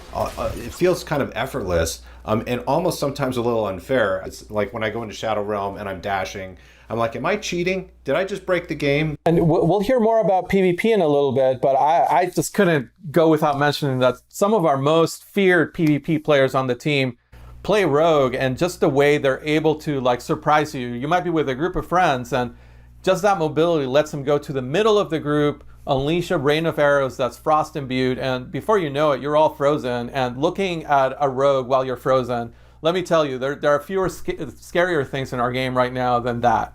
So Luis, this was like the ultimate blog post. This has been a lot of fun getting to share a new addition to the campfire. And of course, there's probably going to be more in the future, right? We always say there's a little bit more room around that campfire. That's right. And that pretty much wraps it up for the Rogue. So why don't we go to Joe and Karina and learn a little bit more about those open world features that we promised. Well, thank you to Luis and John for introducing the Rogue, which I'm really excited that we finally got a chance to talk about and announce to the community. And we're here today to talk to you about Diablo 4 and the open world. Now, I think maybe the best way to start this conversation, Karina, would be just for me to ask you, like, what are you most excited about what we're adding in Diablo 4 for the open world? What feature, what mechanic, what are you most excited to talk about first? I am really excited about just exploring the world. I am a huge completist naturally, that's the way I play, and I love exploring and looking under every single nook and cranny. The more this game has been growing, particularly since last BlizzCon, the more fun I am having just riding around the open world on my mount and exploring everything I possibly can. Yeah, it's really fun, I think, now that we've kind of taken Sanctuary and just made it so much larger when you're playing through the game.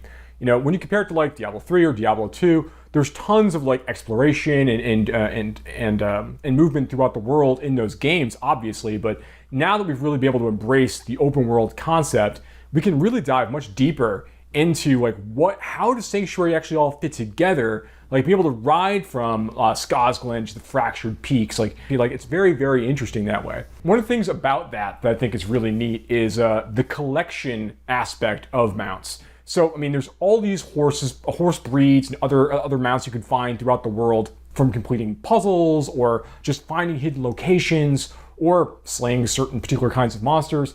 Find various horses or things to customize your horse with, like horse armor.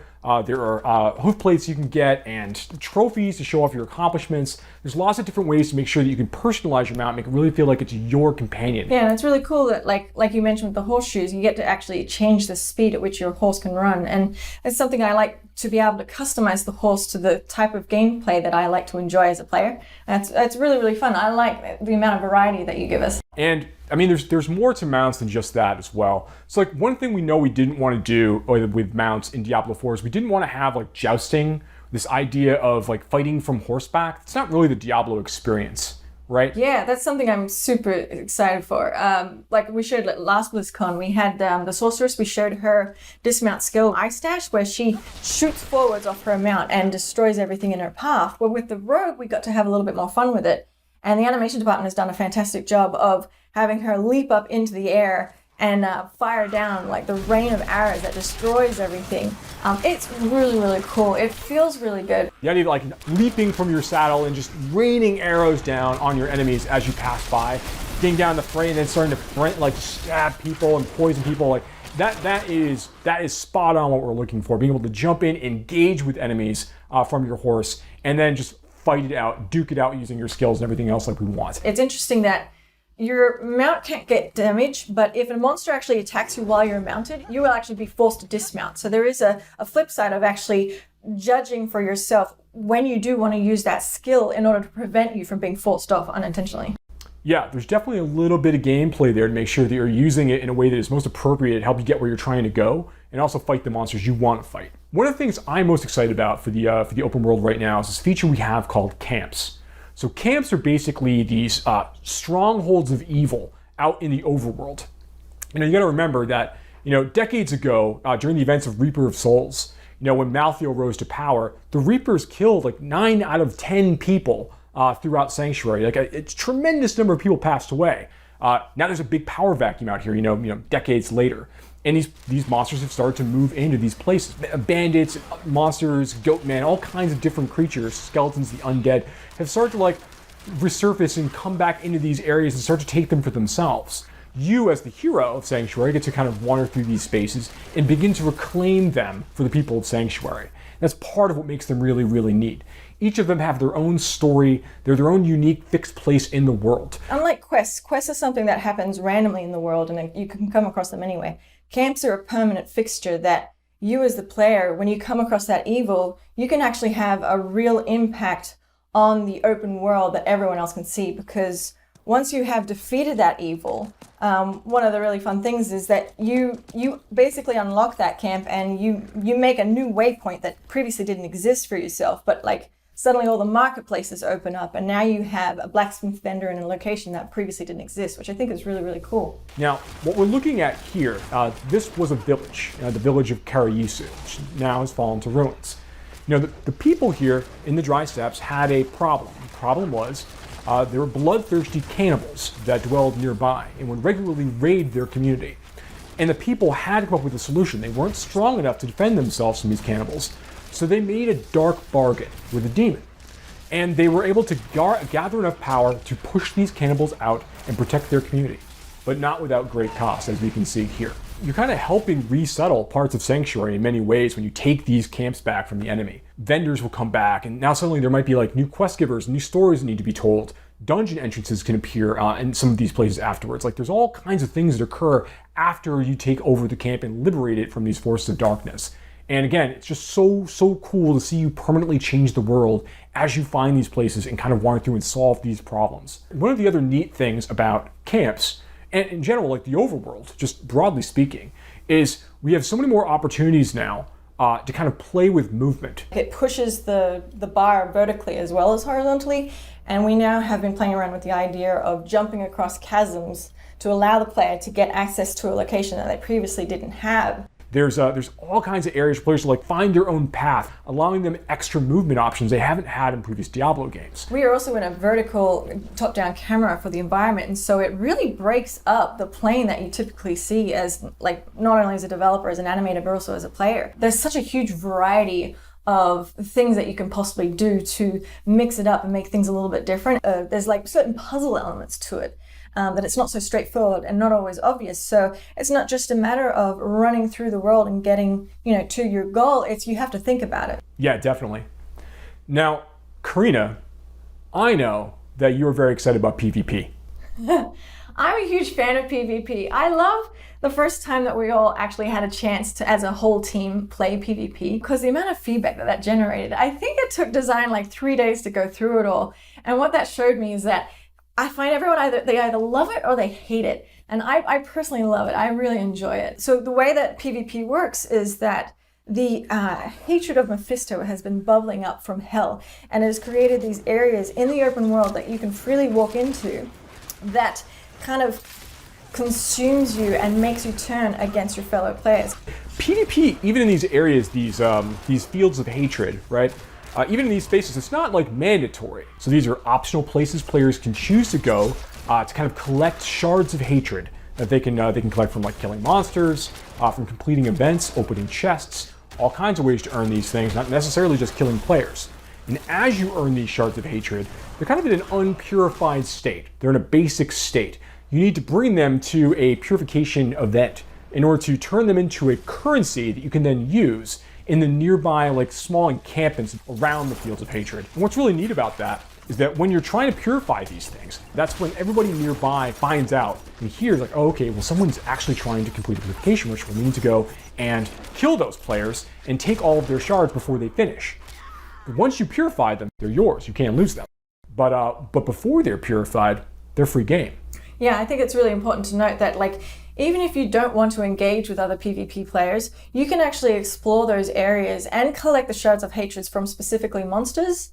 But the second you need to then turn them in and purify them into a currency where you can spend them on gear, trophies, and other content, you actually are hostile yourself and actually can be attacked during that single moment. But I think that really creates a lot of opportunity for you to team up with friends for just that one little moment in order to gain the reward that you spent so much time collecting. So you called out earlier that the Shards of Hatred are used for like some of the vendors you could find in the Fields of Hatred. There are some special vendors that only kind of arrive in these areas. They'll have special costumes or new mounts and weapons and things along those lines. Nothing that's like strictly more powerful than stuff you can get in other parts of the game, but stuff that really like speaks to your desire as a PvP player. And I think one of the things that's really kind of neat about the system in general is that as a player, if you choose to go hostile, betray other players that are near you, try to get as many Shards of Hatred as you can, you're going to slowly begin to kind of like infuse yourself with that same curse of Mephisto. And you're going to become a vessel of hatred. Now, once you do that, everyone within a very large radius of you is going to be able to see you as a threat on the map. And they're going to get a bonus for killing you. So when that occurs, you have a set amount of time you need to survive. And if you're able to do that without running away or jumping in a town portal and trying to escape, if you're able to do that and finish that period and manage to escape or defeat your people who are coming to try to destroy you, you're going to get a really big bonus at the end. And that's been really, really exciting to watch in our playtests already as people are like kind of wrestling for this status and then trying to defend it once they actually achieve it. Yeah, and there's also the ears that you get to collect as a trophy. It harkens back to D2, where I think you could sell the ears for 1 gold. I don't know if we're going to be doing that. I know we were playing around with them as a currency at one point, but I think right now it's just a cool trophy that you get to collect and show off. Yeah, right now, very, very cool trophy. The thing was really neat about the Diablo 2 ears, like you could fill up your whole inventory with them, obviously, but being able to see like the people that you took the ears from, like seeing their character names on there, was always like the interesting, fun part. Kind of like proof, like, yeah, I got that person that time, right? So we want to make sure that we embrace that aspect of it. That's the important part for us. I think that's going to be a really, really great callback to Diablo 2 PvP. Right, yeah. So I love where PvP is going, and I love that it is such it's only one part of how large and open the world is, and really harkens back to the adventure in me when I play the game. How do you feel? I'm super excited as well. I mean, there's so much to look forward to in Diablo 4 right now. Like what we talked about today just scratches the surface. In general, as a Diablo fan, there's a lot to be looking forward to in the franchise in the future. Thank you so much for watching today. We look forward to speaking to you more about this game and others in the future.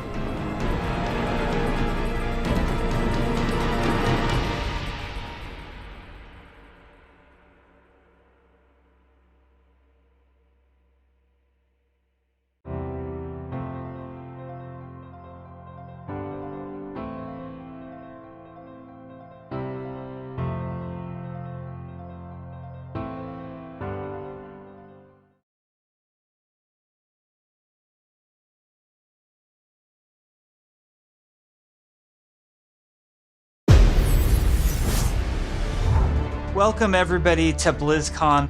We know that you all want to hear more about Overwatch 2. Allow us to invite you behind the scenes to explain more of what we're doing and why. Everybody, please hit record. Fingers crossed. We lost Scott. It's off to a good start. This is going great. We've been assembling one of the best teams that I have ever worked with. I'm nervous. And I'm so proud of the progress that we have made together. We really liked the stylized drop down. Imagine that it's coming forward, boom, boom, this starts to spin. The scale and the scope of this game have meant that we've needed to grow substantially. We have to... Sorry. Let me start over. Overall, I think we've done incredibly well as a team moving to work from home. Oh, shadow play. There have definitely been challenges, but the team is really putting everything we've got behind this game. To me, it's the next big step in the Overwatch universe. New heroes, game modes, major story beats. With competitive and PvE, I see Overwatch 2 as the Overwatch for all of my friends. You know, we're always inspired by what story and franchise development does with the animated shorts. We really wanted to bring that cinematic experience into the game. You can invest in your heroes and grow them over time. I am super geeked out about Overwatch 2. I can't wait for people to play this game. It just gets better and better. There are some things that we just can't do without a sequel. So thank you so much for your patience so far, and I hope you enjoyed this behind-the-scenes look at Overwatch 2.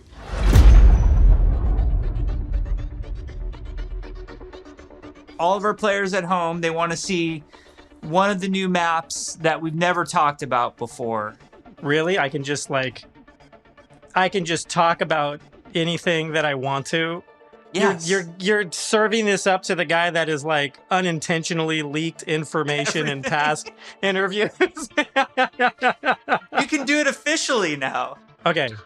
So one of the maps that I'm most excited for in Overwatch 2 is our Rome map.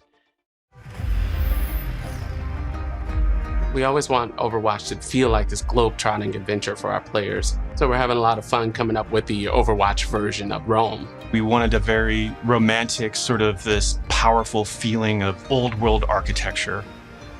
One of the most exciting things for me is the early building of these maps, where we get to sit down together with key people from the environment team, level designers, effects groups. We'll spend some time talking about moments in the game that we really want to see, like the Colosseum or a grand view of the hills of Rome in the backdrop. And then we'll go back and do a paint over, or we'll do a concept painting of certain things based on that. We try to draw inspiration from as many different sources as possible. For example, one of our environment artists had just taken a trip to Rome, and he returned with thousands of pictures and was so excited to work on a map set in Italy. There's a lot of ancient architecture in Rome that represents the empire that it used to be. So we brought some of that back. Some of the things that are destroyed in real life, we kind of rebuilt in a kind of an Overwatch style. It's one of the most beautiful pieces of environment art that I think we've made for the entire game, and it just absolutely took my breath away. Can we reveal more maps? Yes, Scott. Scott, why don't you have the honor? Why don't you reveal, like, is there an artified, like, let's pick an artified one. I know what map I want to talk about. It's the one that I just get super excited about. New York City. New York City is just an amazing Overwatch location. We're really striving to make it as authentic as possible while still putting this Overwatch spin on it. There's a lot of amazing buildings and architecture pieces that just, especially for artists, stands out a lot. And they usually use this kind of Art Deco style from the 1920s, 1950s. We started in an area that's a little bit like the Village. There's some smaller shops there. There's a fire station, little pizza places and things that people that are familiar with New York City will either recognize or maybe see the reference that we're trying to make with some of our different locations. It feels like something you haven't seen in other games before because it's uniquely Overwatch. Well, we should move on. Otherwise, we just have to reveal more maps. So we were talking about PvP, and you know, one thing that I think is really interesting about PvP in Overwatch 2 is some of the philosophical changes we're making to the approach. PvP feels different and new. We're upgrading our combat feel. The roles are playing differently. When it comes to all new maps, it's a pretty big departure from where we are on live right now. So I can't wait to see where we end up with it by the time we launch this thing. We're also experimenting with the idea we call role passives, which are passive abilities that a hero can have based on what role they are. For example, currently in our internal builds, the tank heroes all have knockback reduction against them, and they also generate less ultimate charge for enemies that are shooting at them. Damage dealing heroes have a movement speed bonus, which is great for flanking around the map. And healing heroes, support heroes have automatic healing that kicks in after they haven't taken damage for a while, very similar to Mercy's passive, but a little bit of a lower rate. One of the more shocking changes that we've been exploring in Overwatch 2 PvP is a change to the tank role entirely. That's applied to all of the tanks. We want to try to make them more toe-to-toe brawlers and less characters that just stand back and protect other people. So for example, for Reinhardt, we've given him 2 charges of Fire Strike, so he can throw Fire Strikes a lot more aggressively and more often. Also his charge, he's able to cancel it now, and you can steer it more aggressively, so you can, not quite turn a corner, but you can definitely more accurately pin targets. And because you can cancel it, it allows you to use it much more aggressively and, really go after those key targets without feeling like you're going to sacrifice, all of your positioning, everything to get there. He's almost more terrifying now with this, to be able to unleash his full arsenal more often than kind of just being the guy with a shield. The changes to Reinhardt that we're trying, and they might not ship, that's just the reality, but the changes that we're trying right now are to try to embrace more of that instinct that players have when they want to play a big, burly character that looks aggressive and feels like it should be aggressive.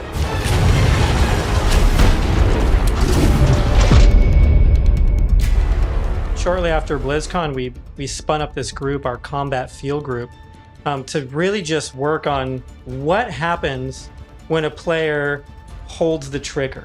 We're putting a ton of effort into looking at all of our characters and trying to give them even a more visceral weapon feel. From sound to VFX to animation to the design of these units, all new sounds for a lot of our weapons in the game, and a whole new sound system that's driving it. And we didn't just level up a unit, we leveled up the rest of the game.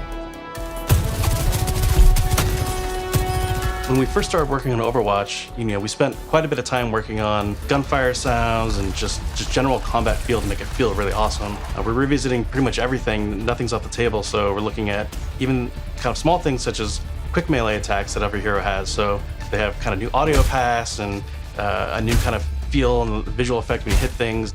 One of the bigger efforts we're undertaking for Overwatch 2 is what we're calling our Weapon 2.0 Sound Pass. What this is a big overhaul to the weapon systems in the game. That means the way the gun feels in your hands.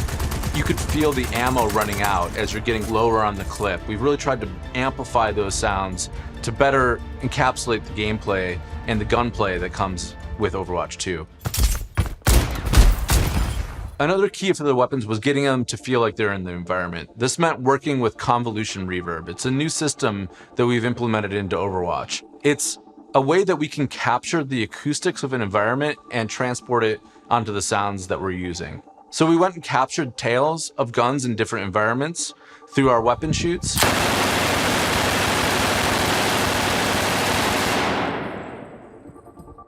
Wow.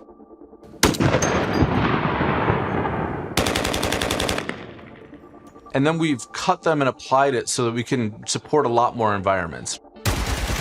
Now we're supporting outdoor, urban outdoor, warehouse tales, tight tunnels, small rooms, and it gives a lot more presence to the weapons and the way that they react in the world. The shooter genre has evolved a lot since Overwatch 1 came out. On top of that, I think we really want to push the visceral nature of how we do combat. So we focused a lot, not just on the wonderful sound effects, but also with how the gun moves as you shoot. So you can really feel every single shot leaving the chamber. And there's a lot of subtle little tweaks we have to do on the gameplay engineering side to make that feel really visceral. Everything from making sure that the camera shakes are crisp, making sure that if you get shot, you know exactly these tight indicators show up on the outside of your reticle. All these things play into making the game feel not just tight and responsive, but also modern and up to date. Take 76, for example. What we wanted to do in Overwatch 2 with his weapon was make it really feel incredibly powerful, and that happens with a bunch of different elements that mix together. But it really feels like the gun is almost just outside of your control. A lot of that comes down to this camera shake technology, where every time you fire the weapon, you want to feel like it's running through your entire body, and the camera shake gives that extra bite to every single shot out of the chamber. It makes him feel really great. You guys got a sneak peek of Sojourn from last BlizzCon. She's been under development for quite a while, and she's actually quickly at this point become a lot of people's favorites in-house. When we look back at Overwatch when it was originally created, there was a lot of heroes that were made from a gameplay standpoint kind of surrounding a weapon type. For example, Pharah was based on a rocket launcher hero. Widowmaker is clearly like kind of the sniper. We thought there was a weapon that was kind of missing that would be a lot of fun to play with, and that's a railgun. It's so much fun in the playtest to have this really powerful shot that can, rip through enemies if you really are accurate with it. And she's all about that aim skill. So if you got that aim skill, you'll love her. We're still exploring new game modes, and we're also reevaluating older game modes that people are more critical of. We're of the mindset maybe 2CP doesn't exist in Overwatch 2, and maybe there's a new cool game mode that replaces it. We really want Overwatch 2 to feel like the next evolution, a true sequel to the first game, not an add-on. It's not a small part. It's not an extension of the original game. This is an evolution and a replacement to the original game, and I think it's exciting. Hero missions are probably one of the things that's the hardest to wrap your head around if you've never played one of them. The goal around hero missions is for these to be this co-op PvE experience. I personally only play competitive mode. Like, I'm all about that competition. And I have friends that they don't want to do that at all. So I'm really looking forward to a game that I can play hours and hours with my friends who aren't in competitive, and it's also something that I'm interested in. Hero missions are the content that people are playing as they are leveling up their heroes. And so for a system like this to really sing, you need a lot of missions. We don't want players to feel like they're just in this grind to get to the top. And there's a lot of really, really good back-end technology that we're exploring so that the heroes are constantly bringing their personality and some light story to these hero missions as well. The goal is to make as many as possible, hundreds of hero missions. We've explored a lot of different ways of getting to that much content. So have different sets of enemy units that people will be fighting against, and there's different hero mission types. At the same time, hero missions can take place in all of the multiplayer maps that we've done, and we're also adding new spaces onto some of these maps. It's a huge challenge for the art team. We take maps that a lot of people love and recognize, and we have to add a lot more art and level design to it. In this one hero mission playtest, we came up to an area in King's Row that usually has a gate on it. Suddenly that gate opened and I saw a new area of King's Row that I had never seen before. You may be playing a payload game type, and the payload may decide to take this new route instead of going the usual route. That was really, really cool. It was like this eye-opening special moment. Lan, our lead tech artist on the environment side, very early on her own free time, made a prototype of a sandstorm on the Temple of Anubis map. And at the time, we didn't know what we wanted to do with that, but it looked awesome. We looked at it and went, oh my God, we absolutely have to do this. So we put some new technology in place that allows us to do this dynamically. You start the mission off, clear day. Midway through the mission, suddenly this sandstorm or heavy weather would show up. It made the world just feel so much more alive. There's a sunset, daytime, nighttime, but depending on where you are in the world, these look different. California or Hollywood would have what we call a California sun. In New Bonny, there's a great African sun that happens there. You start to get a sense of space and mood. This is what really brings the levels to life. For me, the dynamic world's exciting. Just seeing these dramatic landscapes, the wind and the atmosphere blowing by. It's a much more cinematic experience for the player. Before you start a mission, you look at a map. It's nighttime in Necropolis, or there's a sandstorm in Necropolis. Players can make some comp choices based on knowing this information. Characters like Hanzo or Widowmaker start to be a little more valuable because they have abilities that allow them to see through the sand more clearly. Are we going to talk about any of the types of objectives in hero missions? Yeah, let's talk about the objectives. players are being asked to do different things from one hero mission to the next so that they all feel really fresh to the player. For example, we have Gather and Return, where you're trying to go and grab these different canisters to kind of safeguard them so they don't go off and affect the population in a negative way. It creates this really cool tension in the world where, on the one hand, you're trying to split up and go grab all these canisters to be as efficient as possible, but at the same time, now you're having these sort of special enemy units spawn that are really difficult, and if you kind of get caught by yourself, it turns into a pretty bad situation really quickly, and it feels extremely cooperative and like a very different way to interact with the Overwatch universe. We're experimenting with all sorts of ideas, and just internally we have names like Wall of Death, Scavenger Hunt, and Kill Quest, and all these new mechanics and enemies for people to experience.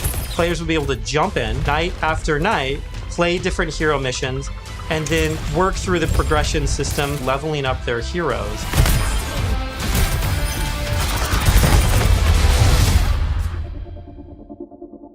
At BlizzCon in 2019, we started to talk about progression, and we showed the very early version of our talent system, which I think was really cool. We had that one talent where Meg became the rolling snowball, which was a big hit. We've really blown that system out. I'm real excited about talents. You can play the same hero in so many different ways. Now with the skill tree, you can have fun every night doing different things and kind of experimenting. Yeah, the talent system is really deep and rich, and every single hero has different trees. You might open up 76's tree, and as you're leveling and picking new talents, you're starting to feel your hero change.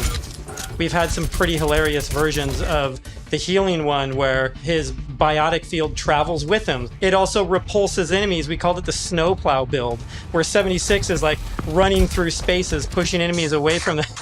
Designing these is super fun because it's we get to break all the rules that we've sort of established for ourselves, and we get to really take the gloves off and do crazy things like Junkrat can dual wield grenade launchers, and we've had Mercy be able to area effect res their whole team at once at super long range through walls. It's been a ton of fun, kind of like mad scientists making all this stuff. You're all used to using these kind of kinetic weapons like Soldier 76's rifle or fire attack like what Reinhardt's Flame Strike does. As soon as you start to mutate these things with talents, all of a sudden maybe you're doing freeze damage or electrical damage. But it gives the animators a bunch of crazy opportunities. The animations are going to change to show them freezing and shattering. And if you shock someone with a lightning attack, they can shake in place and stun, maybe chain to other enemies. All sorts of stuff to make you feel like you're controlling the battlefield in novel ways. As a huge RPG nerd myself, the first time I opened up the talent tree systems, it was like, oh my gosh, this is speaking my love language. I just want to plan, and I want to see where do I want to invest and how am I going to play this character. Yes, it's so great. And you start at the bottom of the tree. Yes, oh my, exactly. Tracer gets to do what? Yeah. And then you start working and kind of planning how you're going to get down there. It's it's so fun.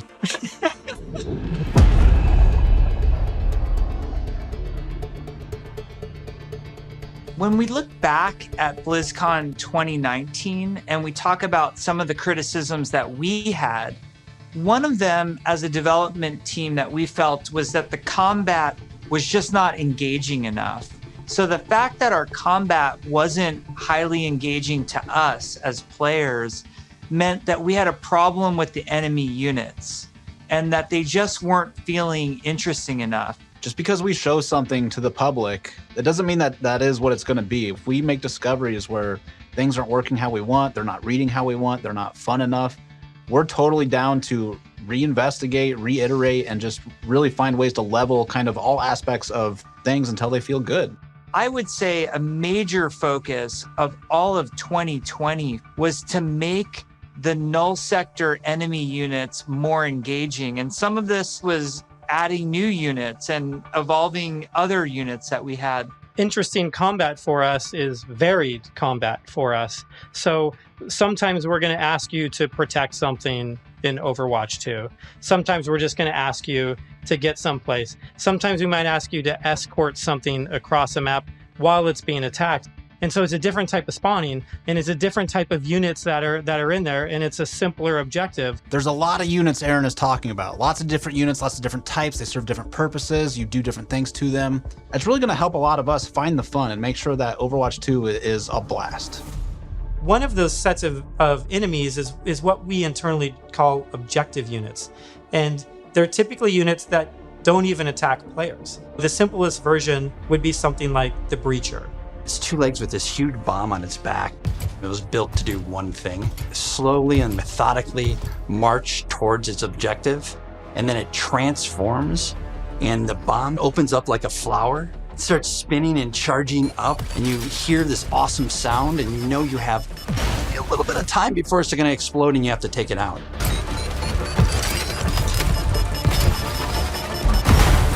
We have units like the slicers, which you guys have seen before. They're little, we call them the chickens, little chicken sometimes. They run really fast. You know, we have a guy we're experimenting with right now who flies and drops these bombs that create these kind of ever-expanding smoke fields that you have to escape from, but because they're super deadly. So you really get to use your mobility options to kind of escape that.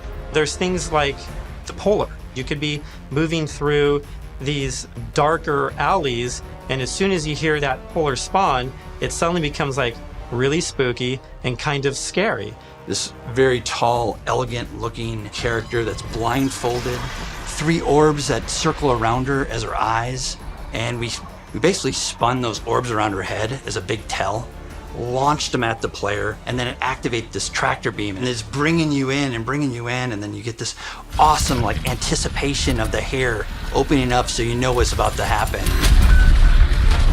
One thing we've just recently been experimenting with is this idea of elite units. We didn't want the elite units to feel like they're just, oh, this guy's got double health and double damage. We want to make sure the elite units feel like they have different behaviors and have different attacks. So for example, an Omnic Grunt, normally he fires his gun, he dies pretty simply. If you fight elite grunts, his weapon fires in a burst fire pattern. It's very deadly if you're close. And if you manage to take them out, they don't just die right away. They instead can crawl on the ground towards you, and you try to back away because if they get to you, they can explode. Artillery at BlizzCon, we're all just staring at this, and we're like, what are we gonna do to level this up? One of the things we really felt wasn't coming through was the damage states. We intend for players to shoot these guns off, but currently it's not reading as something that can happen in the game easily. We changed the design, we changed the animation, and we go back and forth and just continually iterate. We decided, hey, you know what? We're gonna just delete half of these damage states, so now it's super readable. From an animation standpoint, we decided on the spinning barrel version. Just did this really nice kickback. The tip of the barrel opens up when it's about to fire and shifts into place and boom! It's really amazing to be fighting an artillery unit and you can see the guns on the side, and as you're shooting the guns, they're actually visibly taking damage, and then you can blow them off and it reacts and kind of stumbles to the side and really makes you feel like you're there, and it's super fun. In a lot of the stuff we've showed so far, you're fighting Null Sector. These are evil killing machines intent on marching you down. The way you're going to stop them is by shooting them, and we want to make sure that feels responsive and visceral. Really making sure that when they take a hit, it feels like their whole body has been punched, almost like hit by a truck. That's what really sells this fantasy that you're playing these superheroes. One of the cool pieces of technology that we created was what we call chain hit reactions. Oftentimes you'll find Null Sector bunched up, marching maybe a half a dozen units abreast. You expect if you shoot one, they're gonna knock into their buddies. So we make that happen. Turns out it's really fun too.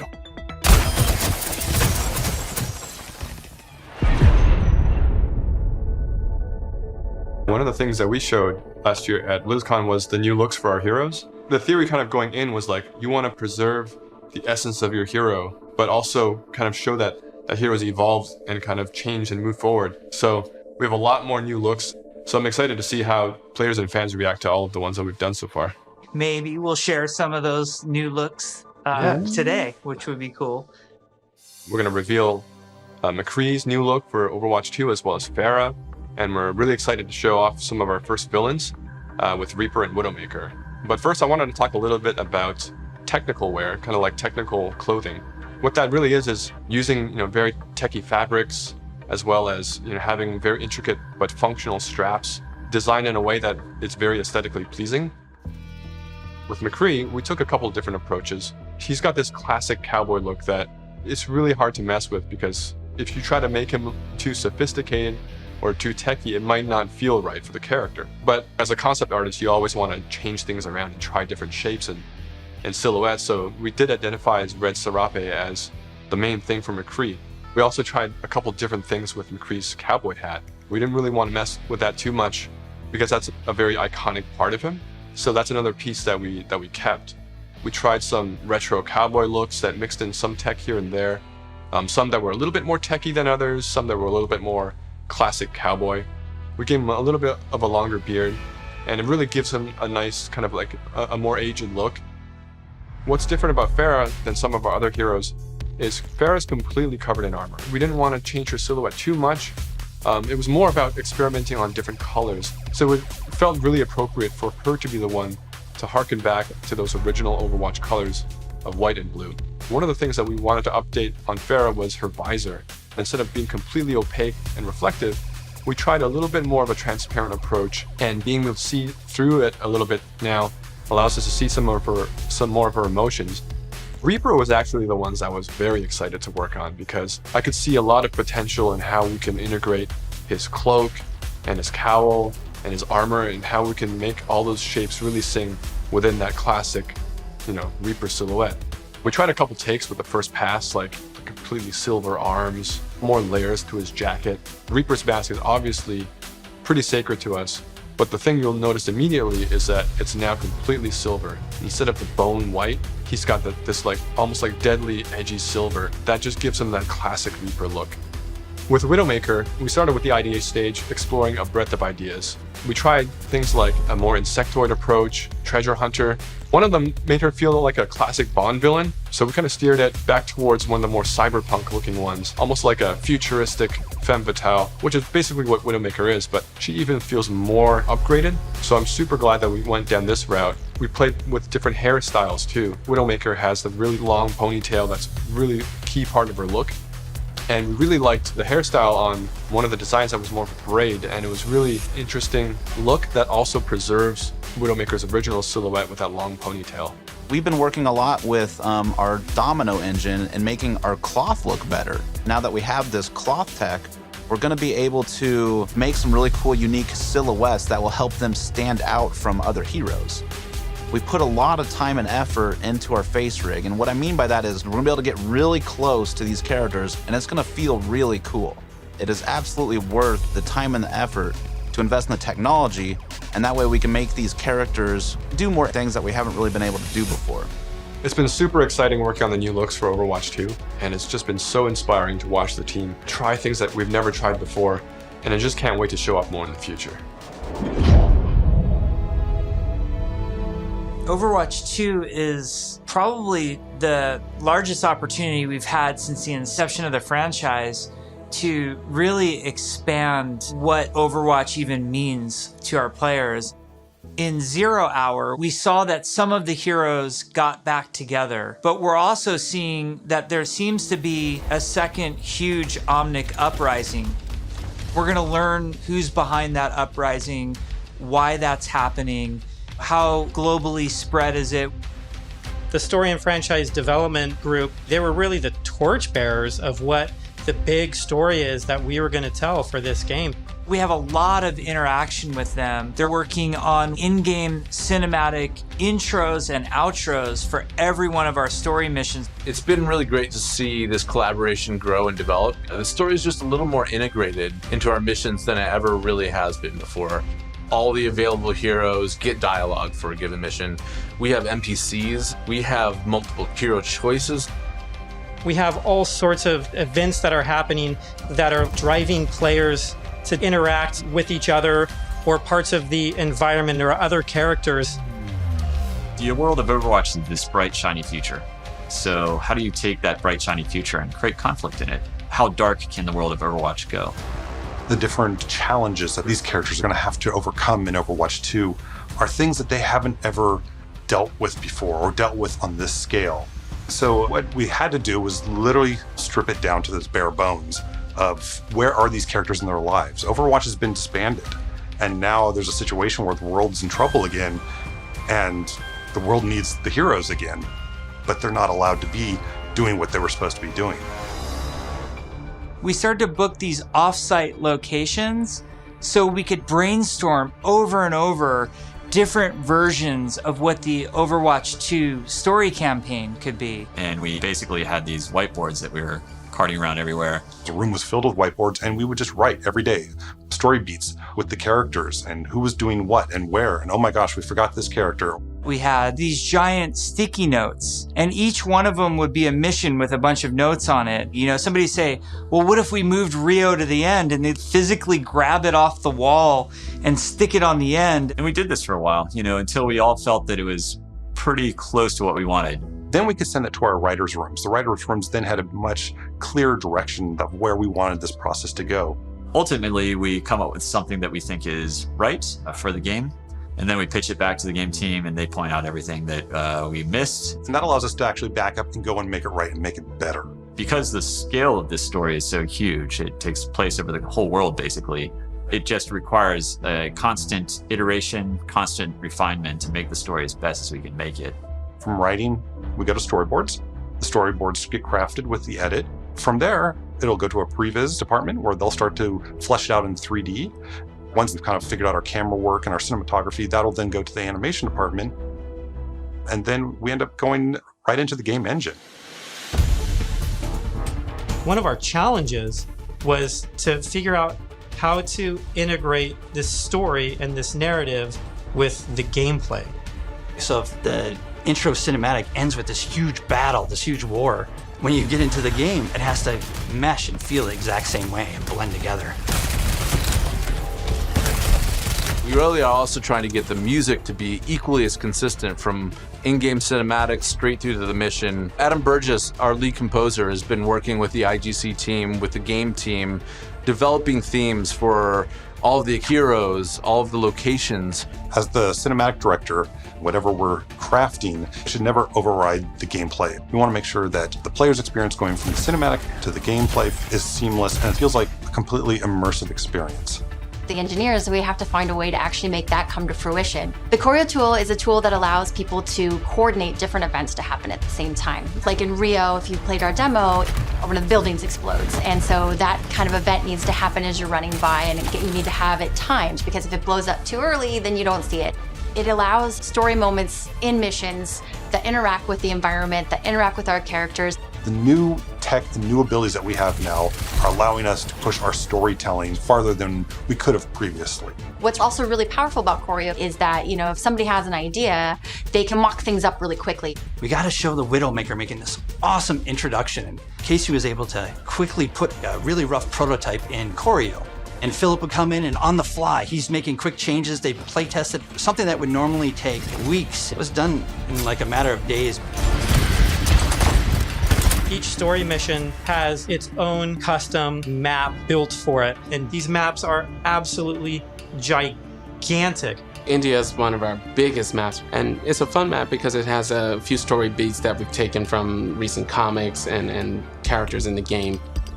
We've written a history for each city so that the cities feel lived in. And I think that informs the artists so that they know what it is that the city has been through. Gothenburg was our chance to show Torbjorn's workshop. We created a space that kind of fits his height. So there's, step ladders and scalable tables. We designed the space as if we were Torbjorn. Molten steel is pouring out of walls. It's pretty epic when you walk into it. Toronto was under siege by Null Sector when the players arrive here. There's a dynamic snowstorm. So as you make your way through the level, the snow is slowly building up. Suddenly by the end, the characters are caught in this gigantic snowstorm and they must fight their way through. In Overwatch 2, we want to give you choice to be able to play this character or that character. So we're designing a lot of systems around how their relationships develop over the course of the story missions in the campaign. We have a cast of many characters all on screen, all at the same time. And it's fantastic to actually see them all interacting and working together in ways that we've never actually seen. We've always thought about it and hoped for it, but now it's actually happening.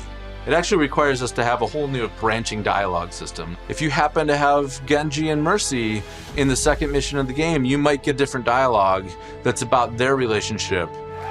Our voice actors bring the characters to life in ways that everybody has fallen in love with, from inside Blizzard to the fans. Just to hear this collection of actors all together, all interacting, has been a real treat. Hammer down! I wish people could see how many people are involved when it comes to something like telling the story of Overwatch. It doesn't just come from a singular person, it comes from a group, and it's a really talented, fun group that all works together. We've been developing what we hope is one of the best stories ever. There's some key story moments that I'm really excited about, and I really can't wait to see how people react to it.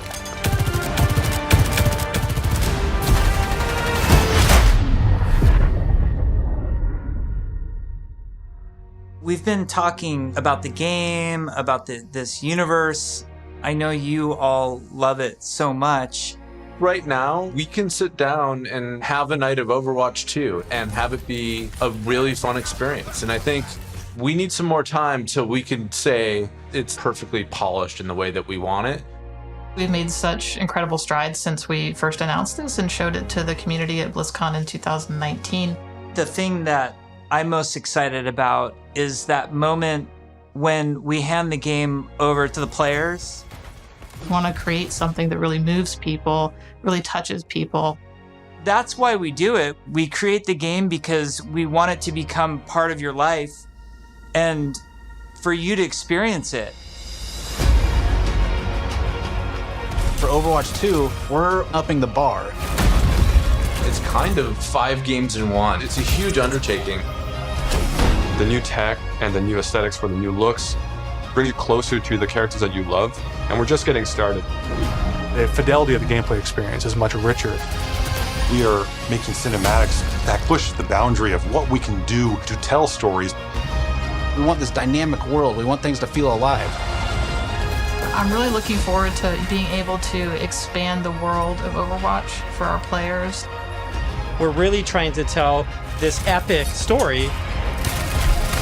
In order to make a game great, it takes time, energy, collaboration. We have just an incredibly professional team of designers and artists and engineers. We just love bringing this world to you guys. So many cool characters. It's just a blast working on it. Our goal is for Overwatch 2 to be the worthy successor to the first game, to be the next evolution, and to be a true sequel. We have big plans, so thank you for sticking with us. We're gonna cross the finish line, and I know it's gonna be awesome. I hope people just end up loving playing it over and over. That's what we want to try and capture. I'm jumping in, I'm playing, let's go be heroes.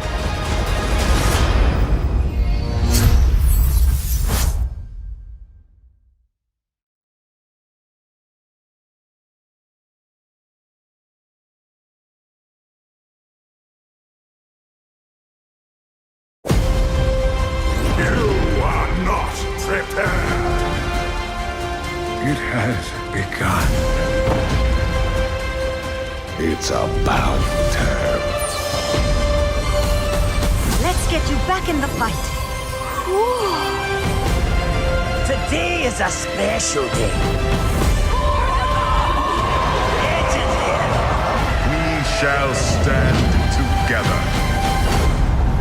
Are you with me?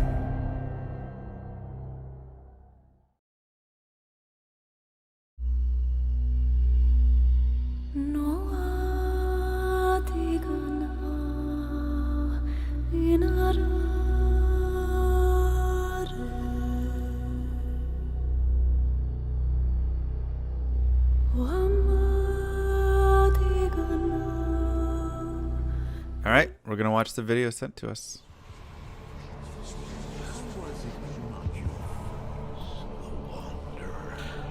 Now you know what I seek, Marius.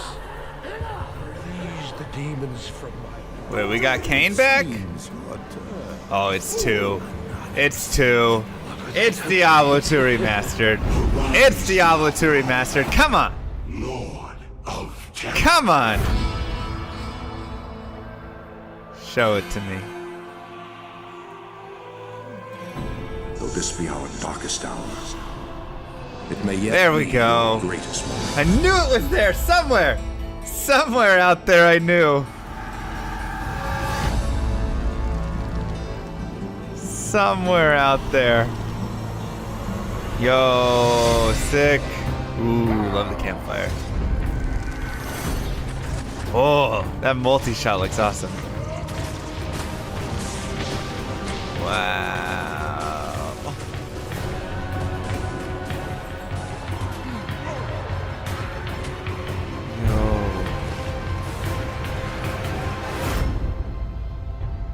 and console. Okay.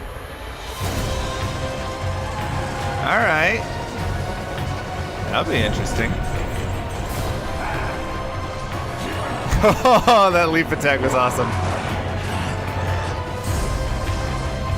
Oh, the Diablo fight is gorgeous. Not even death. Oh, resurrected. Let's go! Come on! So that was super exciting. I'm Mr. LMSC. I am a Twitch streamer. I have been playing Diablo 2 for 20 years, streaming it for 6 years. I probably have over 25,000 hours in this game and just absolutely love it. So seeing the remaster happen, I have to just, of course, ask a very first high-level question. Why the D2 remaster right now? Well, Diablo 2 is a very special game to Blizzard, as many of you well know, and Diablo 2 also had its 20th year anniversary. So with that, we really wanted to stay true to what that authentic experience was for Diablo 2 and bring it to the current audience and improve it for the existing audience and invite new people to experience it for the first time. It's also good learning opportunities too for us, especially when we're partnering up with Vicarious Visions now to work on a remaster projects like this together. So it's been a great partnership. We've actually worked with Blizzard for a while now, a couple years, even starting with some Battle.net integration type things. We just finished Tony Hawk Remaster. Before that, we did Crash Bandicoot Remaster, and it just seemed like a perfect match for us to work together. It was a shock to my system to first to come in and then see that it's a remaster trailer. Was not expecting that. But then to see the complete shift in the design and the art and everything. And I'd really love to hear more about how you came up with the process for how you want to remaster the look of it, right? How you wanted it to visually exist. And I'd love to bring in Chris Amaral to talk about some of that. Chris, can you discuss a little bit of the philosophy and the design decisions around this remaster? So luckily we had a ton of good inspiration from the original D2 art.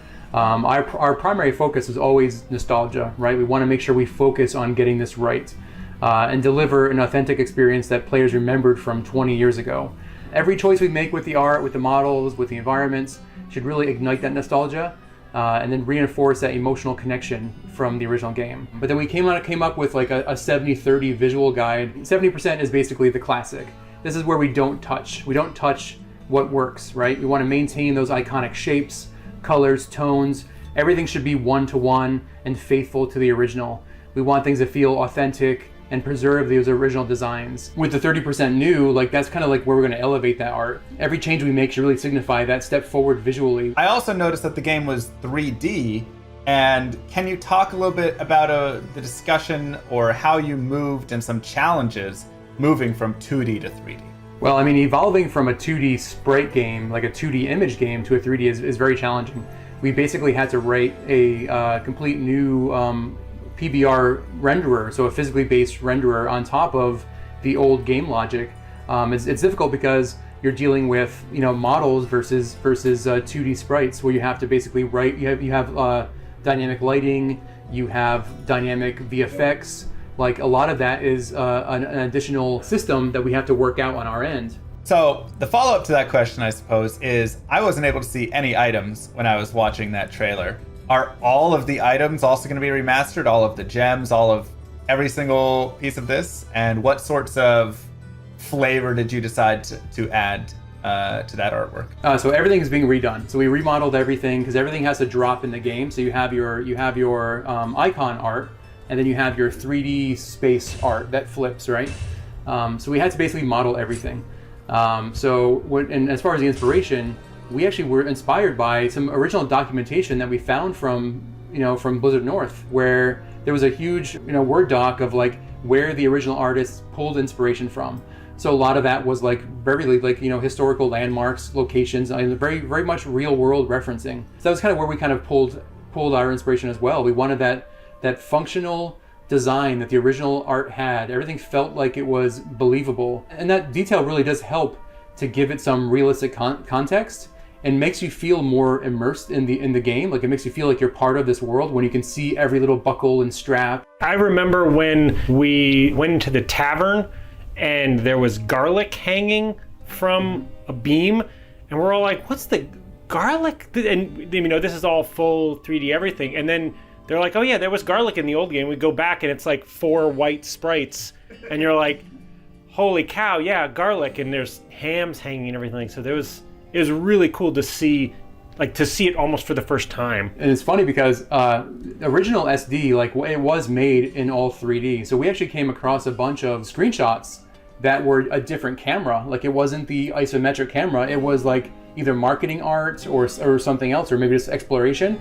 But there was shots of that garlic in the original art. You could never really see it in the pixel art, but it was there. So it was telling that they were really trying to achieve something very grand with this art. I'm not gonna lie, I never knew that they had garlic hanging in there. I mean, maybe a couple white sprites. I thought they were maybe candles, or who knows? No clue.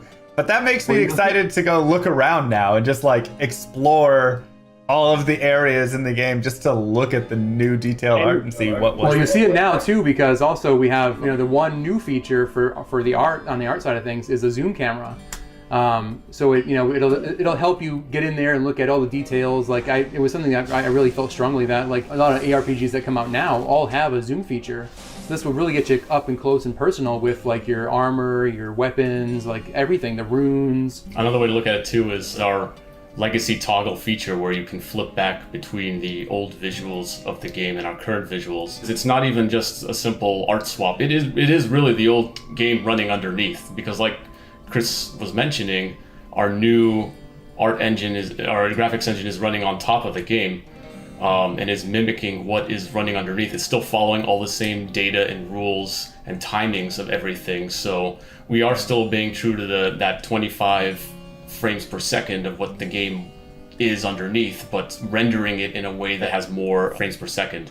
Yeah, I'd love to hear more about that specifically, because when I go into Diablo 2, I'm thinking 25 FPS, and like you said, the game is built on that. My faster casting, my hit recovery, all of this stuff is built on 25 FPS. So how do you create a game that's 60 FPS? So all of the logic and how the game talks with the server and everything like that runs on that cycle, and that hasn't changed.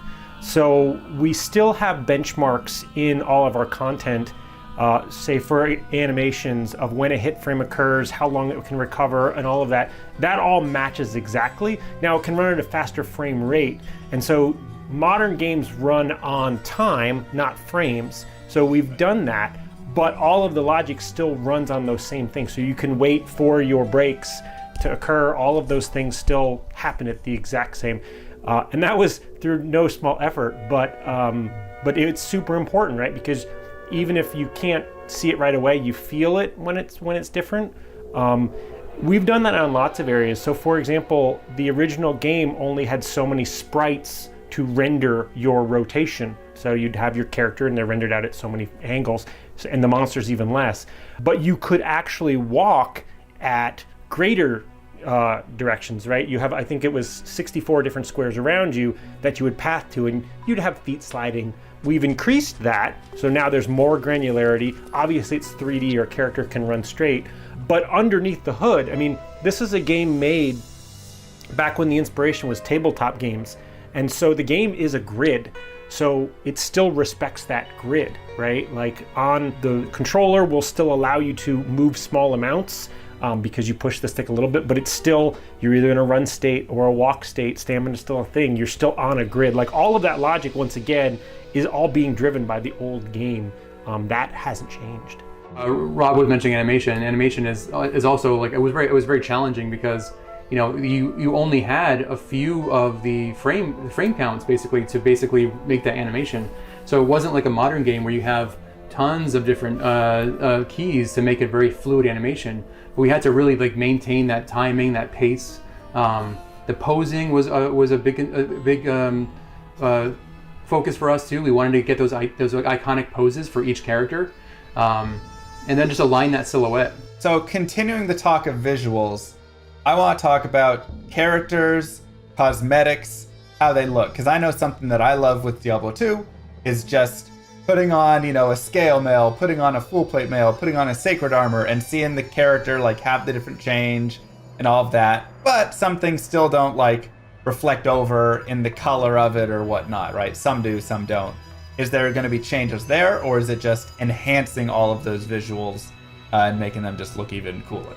So our goal was to basically be one-to-one with parity with the original game. So we built every piece of armor that was in the original game and is now in the remastered version. The only difference we did is with the icon items. So we actually now we have a more connected visual with the icon and the item that drops in the game, where before you had different visuals. That's really the only thing we pushed on as far as modernization. Yeah, so shields or weapons, a lot of the unique items that you find in the game had special kind of icon arts, right? And that is something we're actually going to be showing on your character in the new visuals. That definitely excites me. I think that's something a lot of people would love to see, a lance guard and have the cool stuff actually on their character there. It will be the same model you see on those icons. Are we going to see remastering of the cinematics in the game? Yes. Yes, we are. Yep. The entire full 28 minutes or whatever is going to be all remastered with new high fidelity art. It's going to look amazing, by the way. So will the sound in those also be remastered, and any other sound in the game be remastered? All of the audio has been remastered, as well as we've added additional surround sound features. There's more ambient, there's more effects going on. It's just a richer experience if you want to play with your, full setup. However, we have to use that measured hand as well with audio. There's just a lot of very, very iconic sounds that we really couldn't change, right? Like if you put a skull into your inventory, that pop noise, don't change my skull sound. Exactly, right? So there are certain things you're gonna, you'll hear. For your footsteps running will have some variety. When the rain kicks in, it's going to have a lot more depth. When you go to the jungle, you'll hear a lot more life in those trees. But yeah, there's just some sounds we couldn't mess with, right? With Blizzard, when we're creating new games, one of our design philosophies is to what we call find the fun. And when we were looking at D2 again, we very much felt like the fun is still there. So it's actually one of our core pillars for Diablo 2 Resurrected specifically was to keep the fun and keep it at its core. And because of that, we're looking at it more as a remaster at that point, and what can we do based on what the community wants, or what features naturally are necessary for making this game run on modern day systems and things like that. I think also we want to thank and appreciate the fan base, right? This is really a true nod to the original game. We want to preserve that game and the structure of that game as much as we can. And if we went with the remake, it would be a completely different game. So I think that was the reason why we chose this. Speaking, from my experience or from some of my community's experience and the discussions we've had, we definitely felt like with Diablo 2, a remaster just seemed like the way to go, because there's so many, like you said, there's so many of those tiny details within the game that overall, when you add them up, create such a big part of the experience of the game.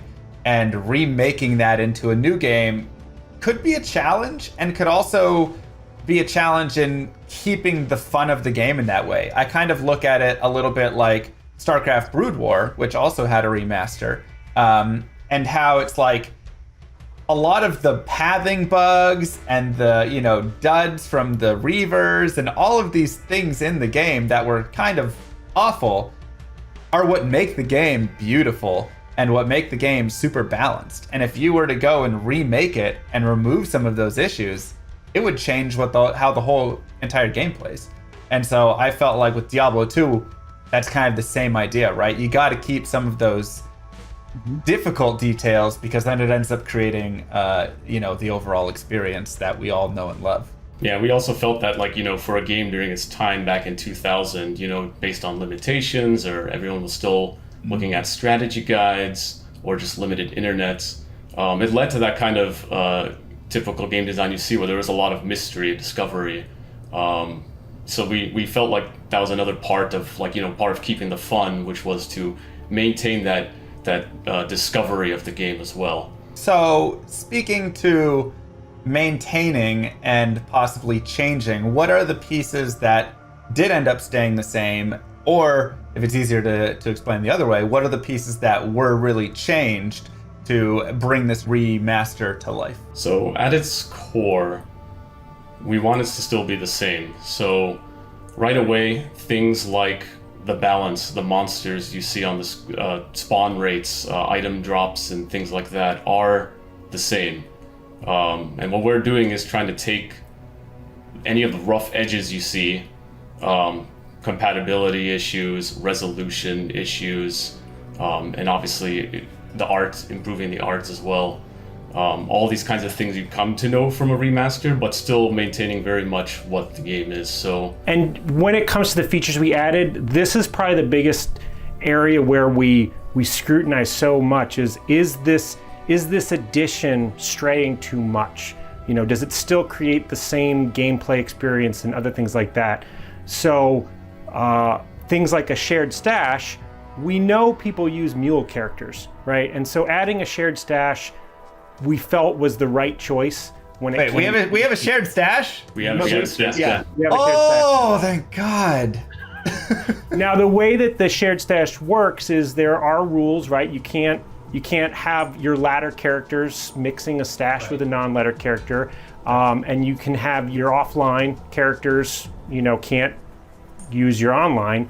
But for the most part, we're like, people do this anyway with a mule character, so it's okay to give them this feature. That is like the greatest feature that you could add, because there's nothing worse than opening up the game, going in, dropping all your GG items to mule them over because you've run out of space, and then not being able to log back in, or the game's not created, or it didn't perm in time, and losing all of your gear, or trying to find someone to help you transfer your gear over, because, oh my gosh, a shared stash is amazing. Thank you so much. That's such a help. Like I said, maintaining the core was a thing, but the other aspect of it was to see where we can improve, right? So the shared stash is one of them, because we saw it as a very common concern, especially around muling, which people had workarounds anyway, right? So that is one thing. Another example is we are reimagining the UI in the game. With a new reimagined UI, we're still trying to stay very faithful to what you come to expect. So you'll still have the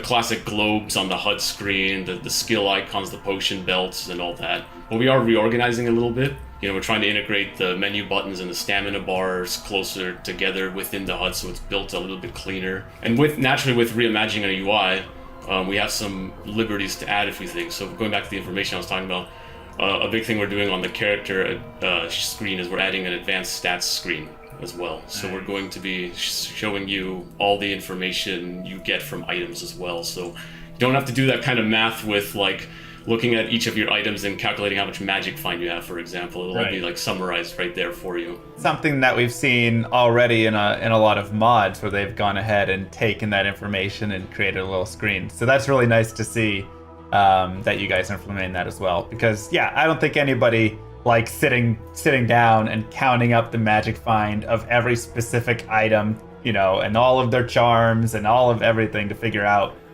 what is the number, how much do I have. We've also added auto gold, so you can opt in. It is a feature you can turn off, which is one of the things we have to be careful of. A handful of other things where we're like, if you want this, you can turn it on, but you can also keep it off. This was actually something that we started looking into when we were adding controller support.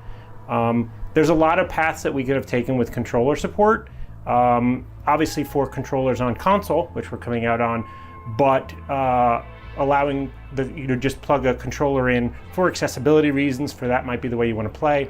But it's a PC first experience. Like, for example, there's still an inventory grid, there's still inventory Tetris. That's core to what Diablo 2 is, right? Taking that away, it starts to become something different. And I love that. I think that's the perfect way to really introduce it, because you're going to have that split in the community. You're going to have half the people who say, just give me auto gold. It's 2020.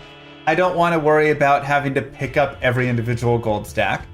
But then you're going to have the opposite side of purists who go, don't touch this. Like, that completely changes my game experience. And, you know, if I'm speedrunning through the game or playing through whatever, I want to be able to go over and pick up the gold stacks and take that time, and that's more a part of the Diablo 2 experience for me. I want to jump back to features in a second, but before we do, you just brought up console play, and I feel like we have to jump into console, the decision for console, and how you're gonna make that work. You already talked a little bit about like auto gold, having that to be a little more accessible, but when I think of Diablo 2, I think of a mouse going and clicking everywhere and how does this work on a console? To say it wasn't a challenge would be a bold lie.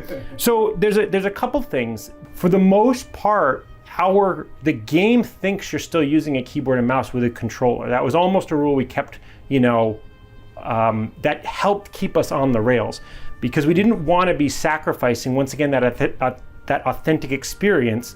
But we did want to make it more accessible, bring it to a modern audience. I mean, there are people who were born after this game came out that we want them to enjoy it and play it. And a lot of those people are used to, just more modern titles that could use a controller. Also, from an accessibility of just allowing you to plug in a controller helps for many other people to get to enjoy the game. The biggest thing I think that the two big things we'll say. One is you're changing the way you play the game from being kind of an eye in the sky and telling your hero what to do by clicking on areas to actually being your character and directing them. So pathfinding is gone, right? Because you're doing the pathfinding and things like that, which creates some very interesting things. For example, the sorceress's teleport is meant to teleport to wherever you click. So in that area, when you're playing on the console, we will have a kind of a default distance that you will teleport to. Whereas on the PC, you can click wherever you want. Same with Barbarian's Leap, although that one's interesting because it levels. But it's become a very, very fun challenge. Like, I'm a necromancer and I need to target an item on the ground that has a certain keyword. It's working so far, but you guys will be the ultimate judge of that. Yeah, we've had a lot of talks back and forth, play testing and things like that. A big challenge we had too was categorizing, all those 300 character skills to see how each of them really play, to see what challenges there were. And yeah, like Rob mentions, the Necromancer Iron Golem is a favorite of ours to continuously talk about because of the various ways it can target. Also, like a Sorcerer's Telekinesis is another example. Watching the trailer, we see the Assassin and Druid at the campfire. We see a Druid casting Tornado. I have to ask though, even still, this includes Lord of Destruction, right? This is going to be a full encompassing remaster and not just classic or just a piece? That's correct. Yeah, we are going to be including both the base Diablo 2 and the expansion Lord of Destruction as well. And we're even keeping the mode of playing non-expansion character as well, right? So you could still play a classic Barbarian, for example, and things like that. Okay, awesome. Because that was something I was also going to ask was, will there be classic mode? Because once again, when you go to the purist, you always have the people that go back all the way and they're like, classic is pure and that's it, and I won't play anything else. Yeah, it was very much a mode we wanted to keep. Even based on popularity, it might not be as much, but it's still a part of the game, and it still leads to interesting ways of playing too, right? A lot of it's even data driven too, so like a lot of the reasons to keep it were pretty clear to us. Like, let's make sure we're not taking something away from this remaster. I'd love to go ahead and start talking about some of the other features, or continue talking about some of the other features that you had mentioned before, because hearing each of these already has gotten me so excited for this game. And so what are some other little things that you felt could be changed, wouldn't change the whole flow of the game, but just improve it a little bit? One thing we're looking into is making it easier to interact with your stash. So having quick keys to move to your stash is one thing versus like dragging the mouse to every time you want to move something to your stash. Other things we're looking at as well are like an item comparison tooltip. So in case you're looking at some other item, you can hold shift or whatever controller button is mapped, and then you can see what equipped items you have just for quick glances, things like that. The item comparison is a great example of us adding it, but added it with a measured hand. So we don't suggest any gear for anybody. the gear in Diablo 2 is so quirky and different, and every class can use everything, that us recommending things like that actually was more confusing to people. So you hold shift and it's like, here's what you got equipped, here's what it is. I think that's the great way to do it with Diablo 2, because I agree. I mean, I think that's one of the best parts about Diablo 2. The items are so fantastic, so unique in their own design, that it would be near impossible to have a tooltip that could actually recommend one or the other, you know, because it's all so unique to every situation and character and skill build and everything. We added 5 more languages, so that's a feature to a lot of people who speak those other languages. The whole front end is pretty much modernized now, so your character is much bigger front and center right in the beginning, and you'll have a backdrop of whatever act you're in. So that's all been streamlined. You can still, play online or offline, but that flow has been improved. So what are your favorite changes that each of you have within the game so far? There's a lot of fun. It's fun to see a lot of the art come to life with our new visuals. So for me, one of the things I've been waiting for since first starting on this game was to see that character creation campfire scene come to life in our new arts, and I'm really happy to see how far it's progressed, and I love seeing that. It's just such an iconic moment. It's the first thing you really see in the game before you get started, and it's amazing. Can I say all the art? No, I'm just kidding.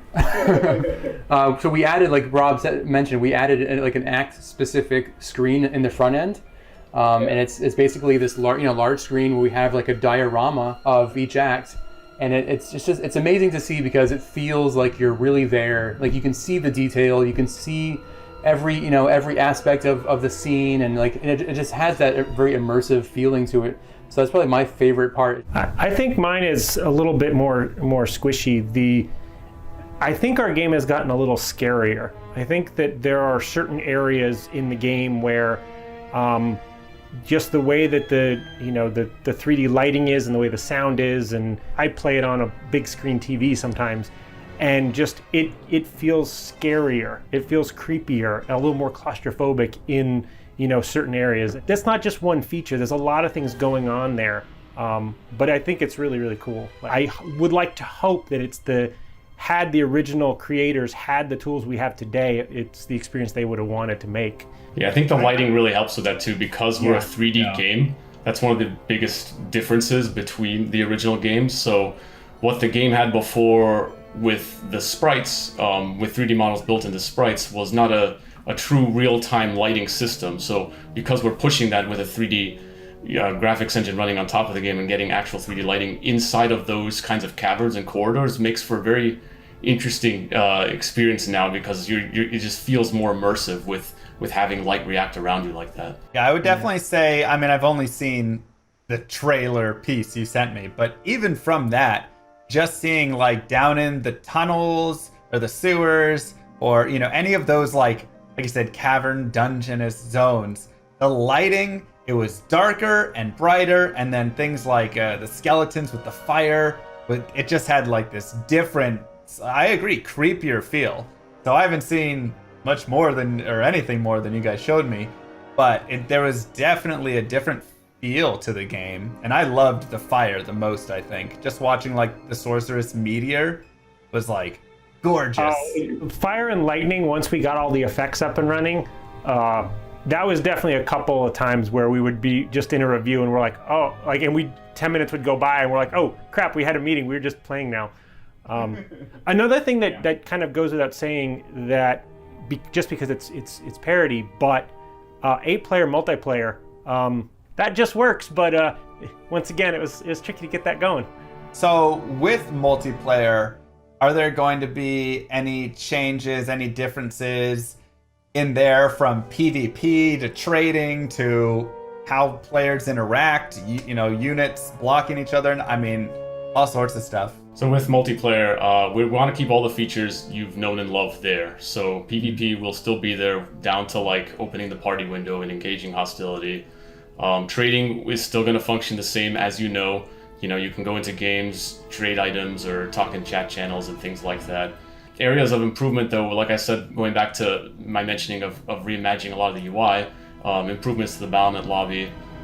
So we're trying to look at some things like improving like how you browse server games. Like, so when you're looking at a game to join and typing passwords and things like that, that's the kind of area we're trying to see how we could smooth out in ways like making sure you can browse normal games, nightmare games, and hell games, even though you've graduated to the higher difficulty.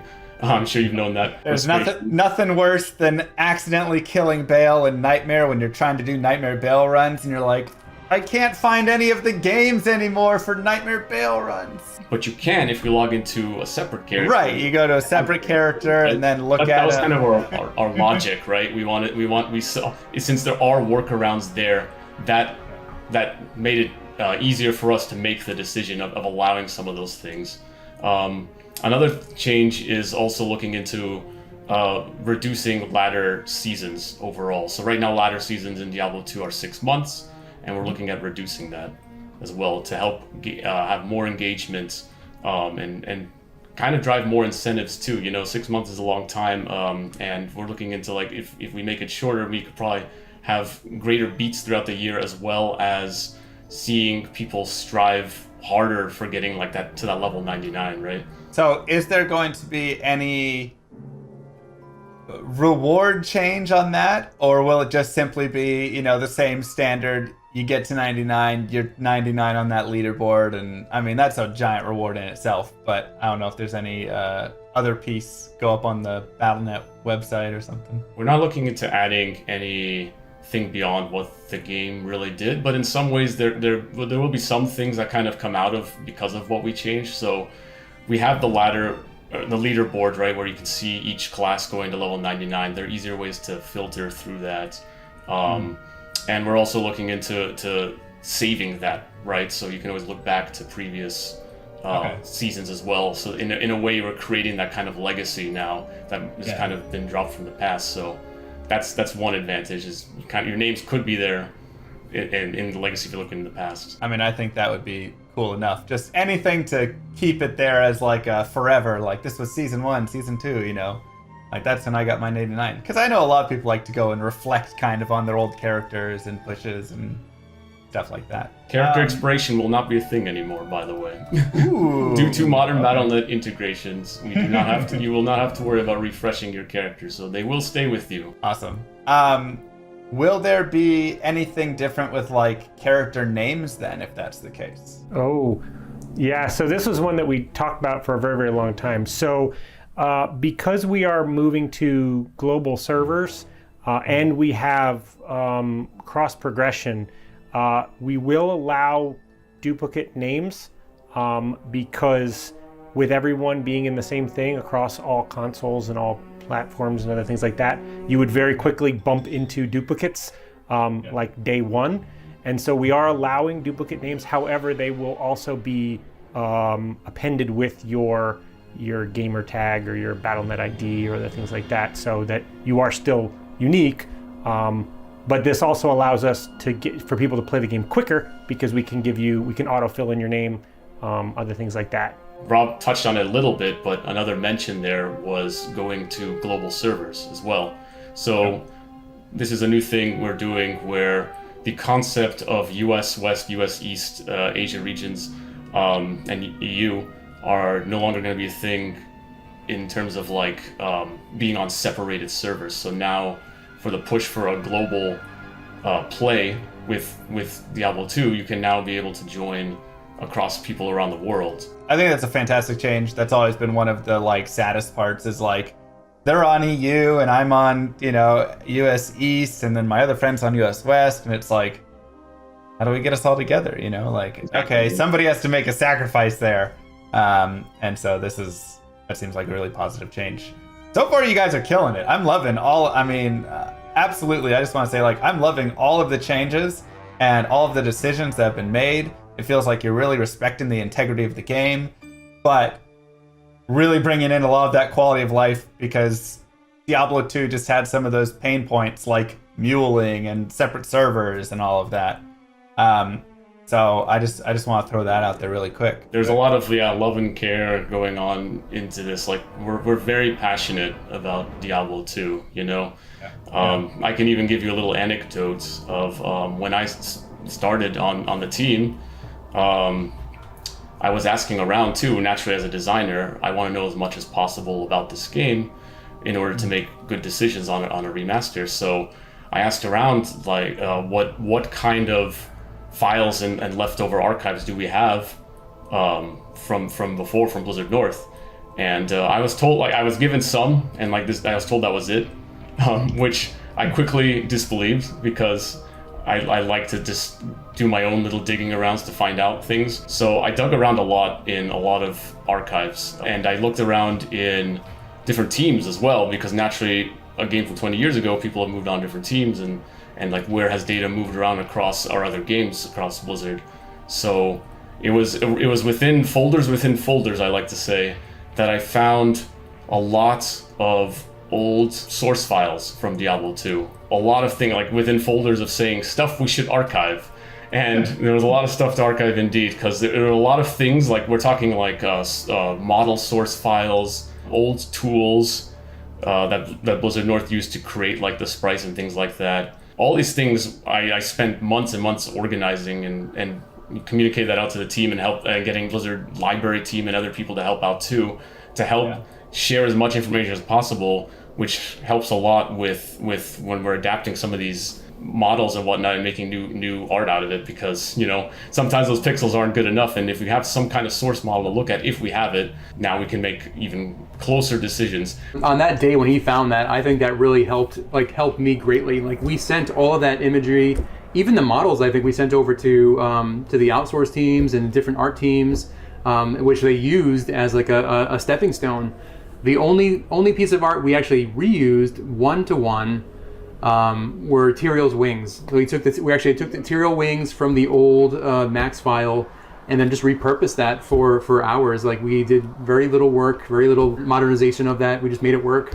But yeah, we did follow a lot of the rules that the old game actually used. For like another example is the succubus, in which I think the old Blizzard North model, they reused the assassin mesh for the body, and we did the same thing. We use our assassin mesh for the succubus. Yeah, a lot of fun discoveries that we're actually kind of making the same decisions on in interesting ways.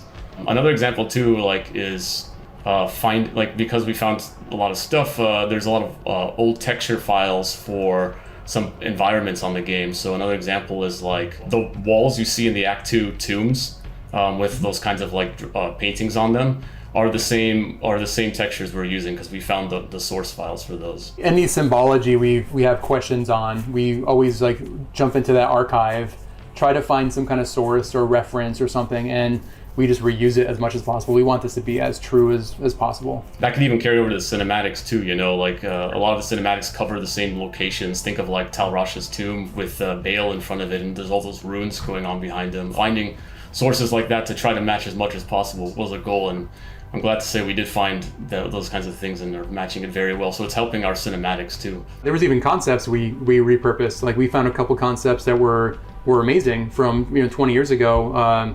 The Bloodhawk and the Bloodhawk Nest, and we used that completely to rebuild our new asset. I mean, that's fascinating. I feel like I could just sit here for hours and hours, days, as you guys talk through every single thing you found in the source files. I could too. I'm still organizing it to this day. I still could find something that could work out. As I put it, I'm very meticulous with this stuff because I love it so much. You know, I'm putting like categorizing everything. Like, this is everything I found on War Eve. This is everything I found on the Greater Mummy Monster or Baal or something. And then if Chris comes to me and needs help with like some kind of way of identifying what parts of the creatures are or something, I even go through lengths of like seeing if I could open up those models and actually re-rendering them out in a way that we could actually see it in higher detail, and like, you know, see like what, like, oh, the Greater Mummy is showing like part of his bone on his knee, so we should try to match that or something like that. And there's a lot of interesting stories and references that we actually used to create the new art by re-rendering models out to see everything. Yeah, it was literally like video game archaeology, and even learning how parts of D1 were made, parts of the code that were commented out. Totally geek out on just all of the, you know, because it's a game that we all kind of grew up in, and a lot of us got into the games industry because of these types of games, and this game in particular, right? Like, and so it's almost like we're treating it like a classic car, right? Like, okay, it probably shouldn't run on leaded gas anymore, but you really can't change it, right? You just got to make it, good enough, even better, than they remember, and good for another 20 years. Yeah, and even mention of Diablo 1 is very key too. Like we look at Diablo 1 as well, because naturally this being a sequel to Diablo 1, especially within the time span of when it came, like Diablo 1, was 1996 and Diablo 2, 2000. A lot of things carried over throughout development. So going back to see Diablo 1 and what it's like also helped us make decisions, even some of the arts too, because we discovered certain things we didn't even realize before until later down the line. Like an example is in the Chaos Sanctuary, you see a lot of statues with these black knights, and those are actually the same Chaos Knights you see in Diablo 1.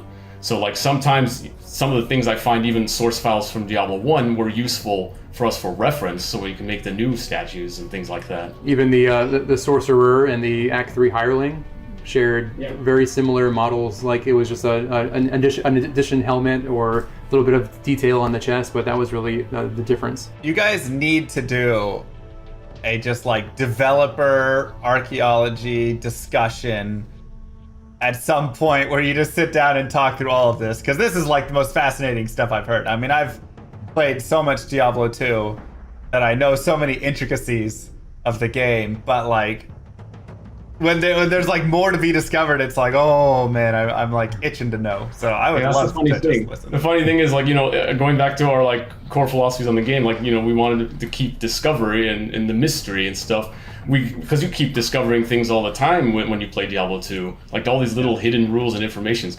It kind of carries that fascination over through development as well. We find a lot of things in the code, design documents, models, things like that were really fascinating to see how they were made. And I learned something new every day on the projects. One thing, shifting back to the online play here, I know there's definitely going to be questions around security. How are we handling duping? How are we handling bots? How are we handling, just anything around that, realm downs, and all of the disconnects and all of that good stuff that we deal with online? What's being taken, or what actions being taken there? So moving over to modern BattleNet helps us with a lot of those types of things. To say it's Loctite, I wouldn't dare do that. That's like throwing a gauntlet down to the community to try to break it. But all of that should be far more secure now. Now, we do still allow you to play offline, right? You will need to authenticate that your copy is legit, but after that, you won't be bothered. And so there's a reason why we leave those characters quarantined away from online. I mean, yeah, we have a server team working on it, and these are some of their efforts, right? We want to stop the bots, stop duping as much as possible. There's a lot of strides happening in the back end of things. So I'm excited to play this game, and I'm sure a lot of other people are very excited. How can we sign up for this closed beta, and when will this game be coming out? Actually, we will be doing a technical alpha, and you can sign up on our webpage today for future waves of invites. As for the game itself, it will be releasing 2021. Well, I just want to say thank you to the remastering team right here. I absolutely am blown away by how much effort and how much passion you guys are putting into this game and just into Diablo 2. I've loved Diablo 2 for 20 years, and I never thought that the game could get better. But I think you guys are respecting the integrity while upgrading and adding and improving. And I think this is going to overall just better the game. So thank you guys so much. I appreciate you having me on and for all of the hard work you've done. Awesome. Thank you. I mean, your praise means the world to us. I mean, you and people like you who keep the game going for 20 years. Like, that's, if you guys didn't do that, this might not be happening, right? We see the passion in what you do, in what your colleagues do. Like, so thank you even more. And thanks for coming to do this. This was fun.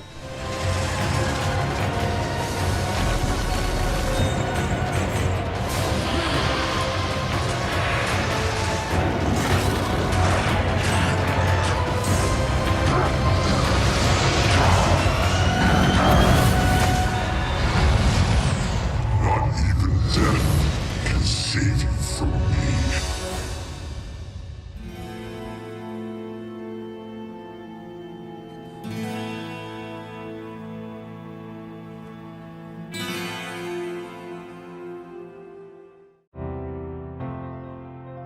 Dolby is a proud partner of BlizzConline. Watch Shock vs. the World in Dolby Vision and Dolby Atmos, only in the Dolby Access app. Coca-Cola, the official refreshment of BlizzConline.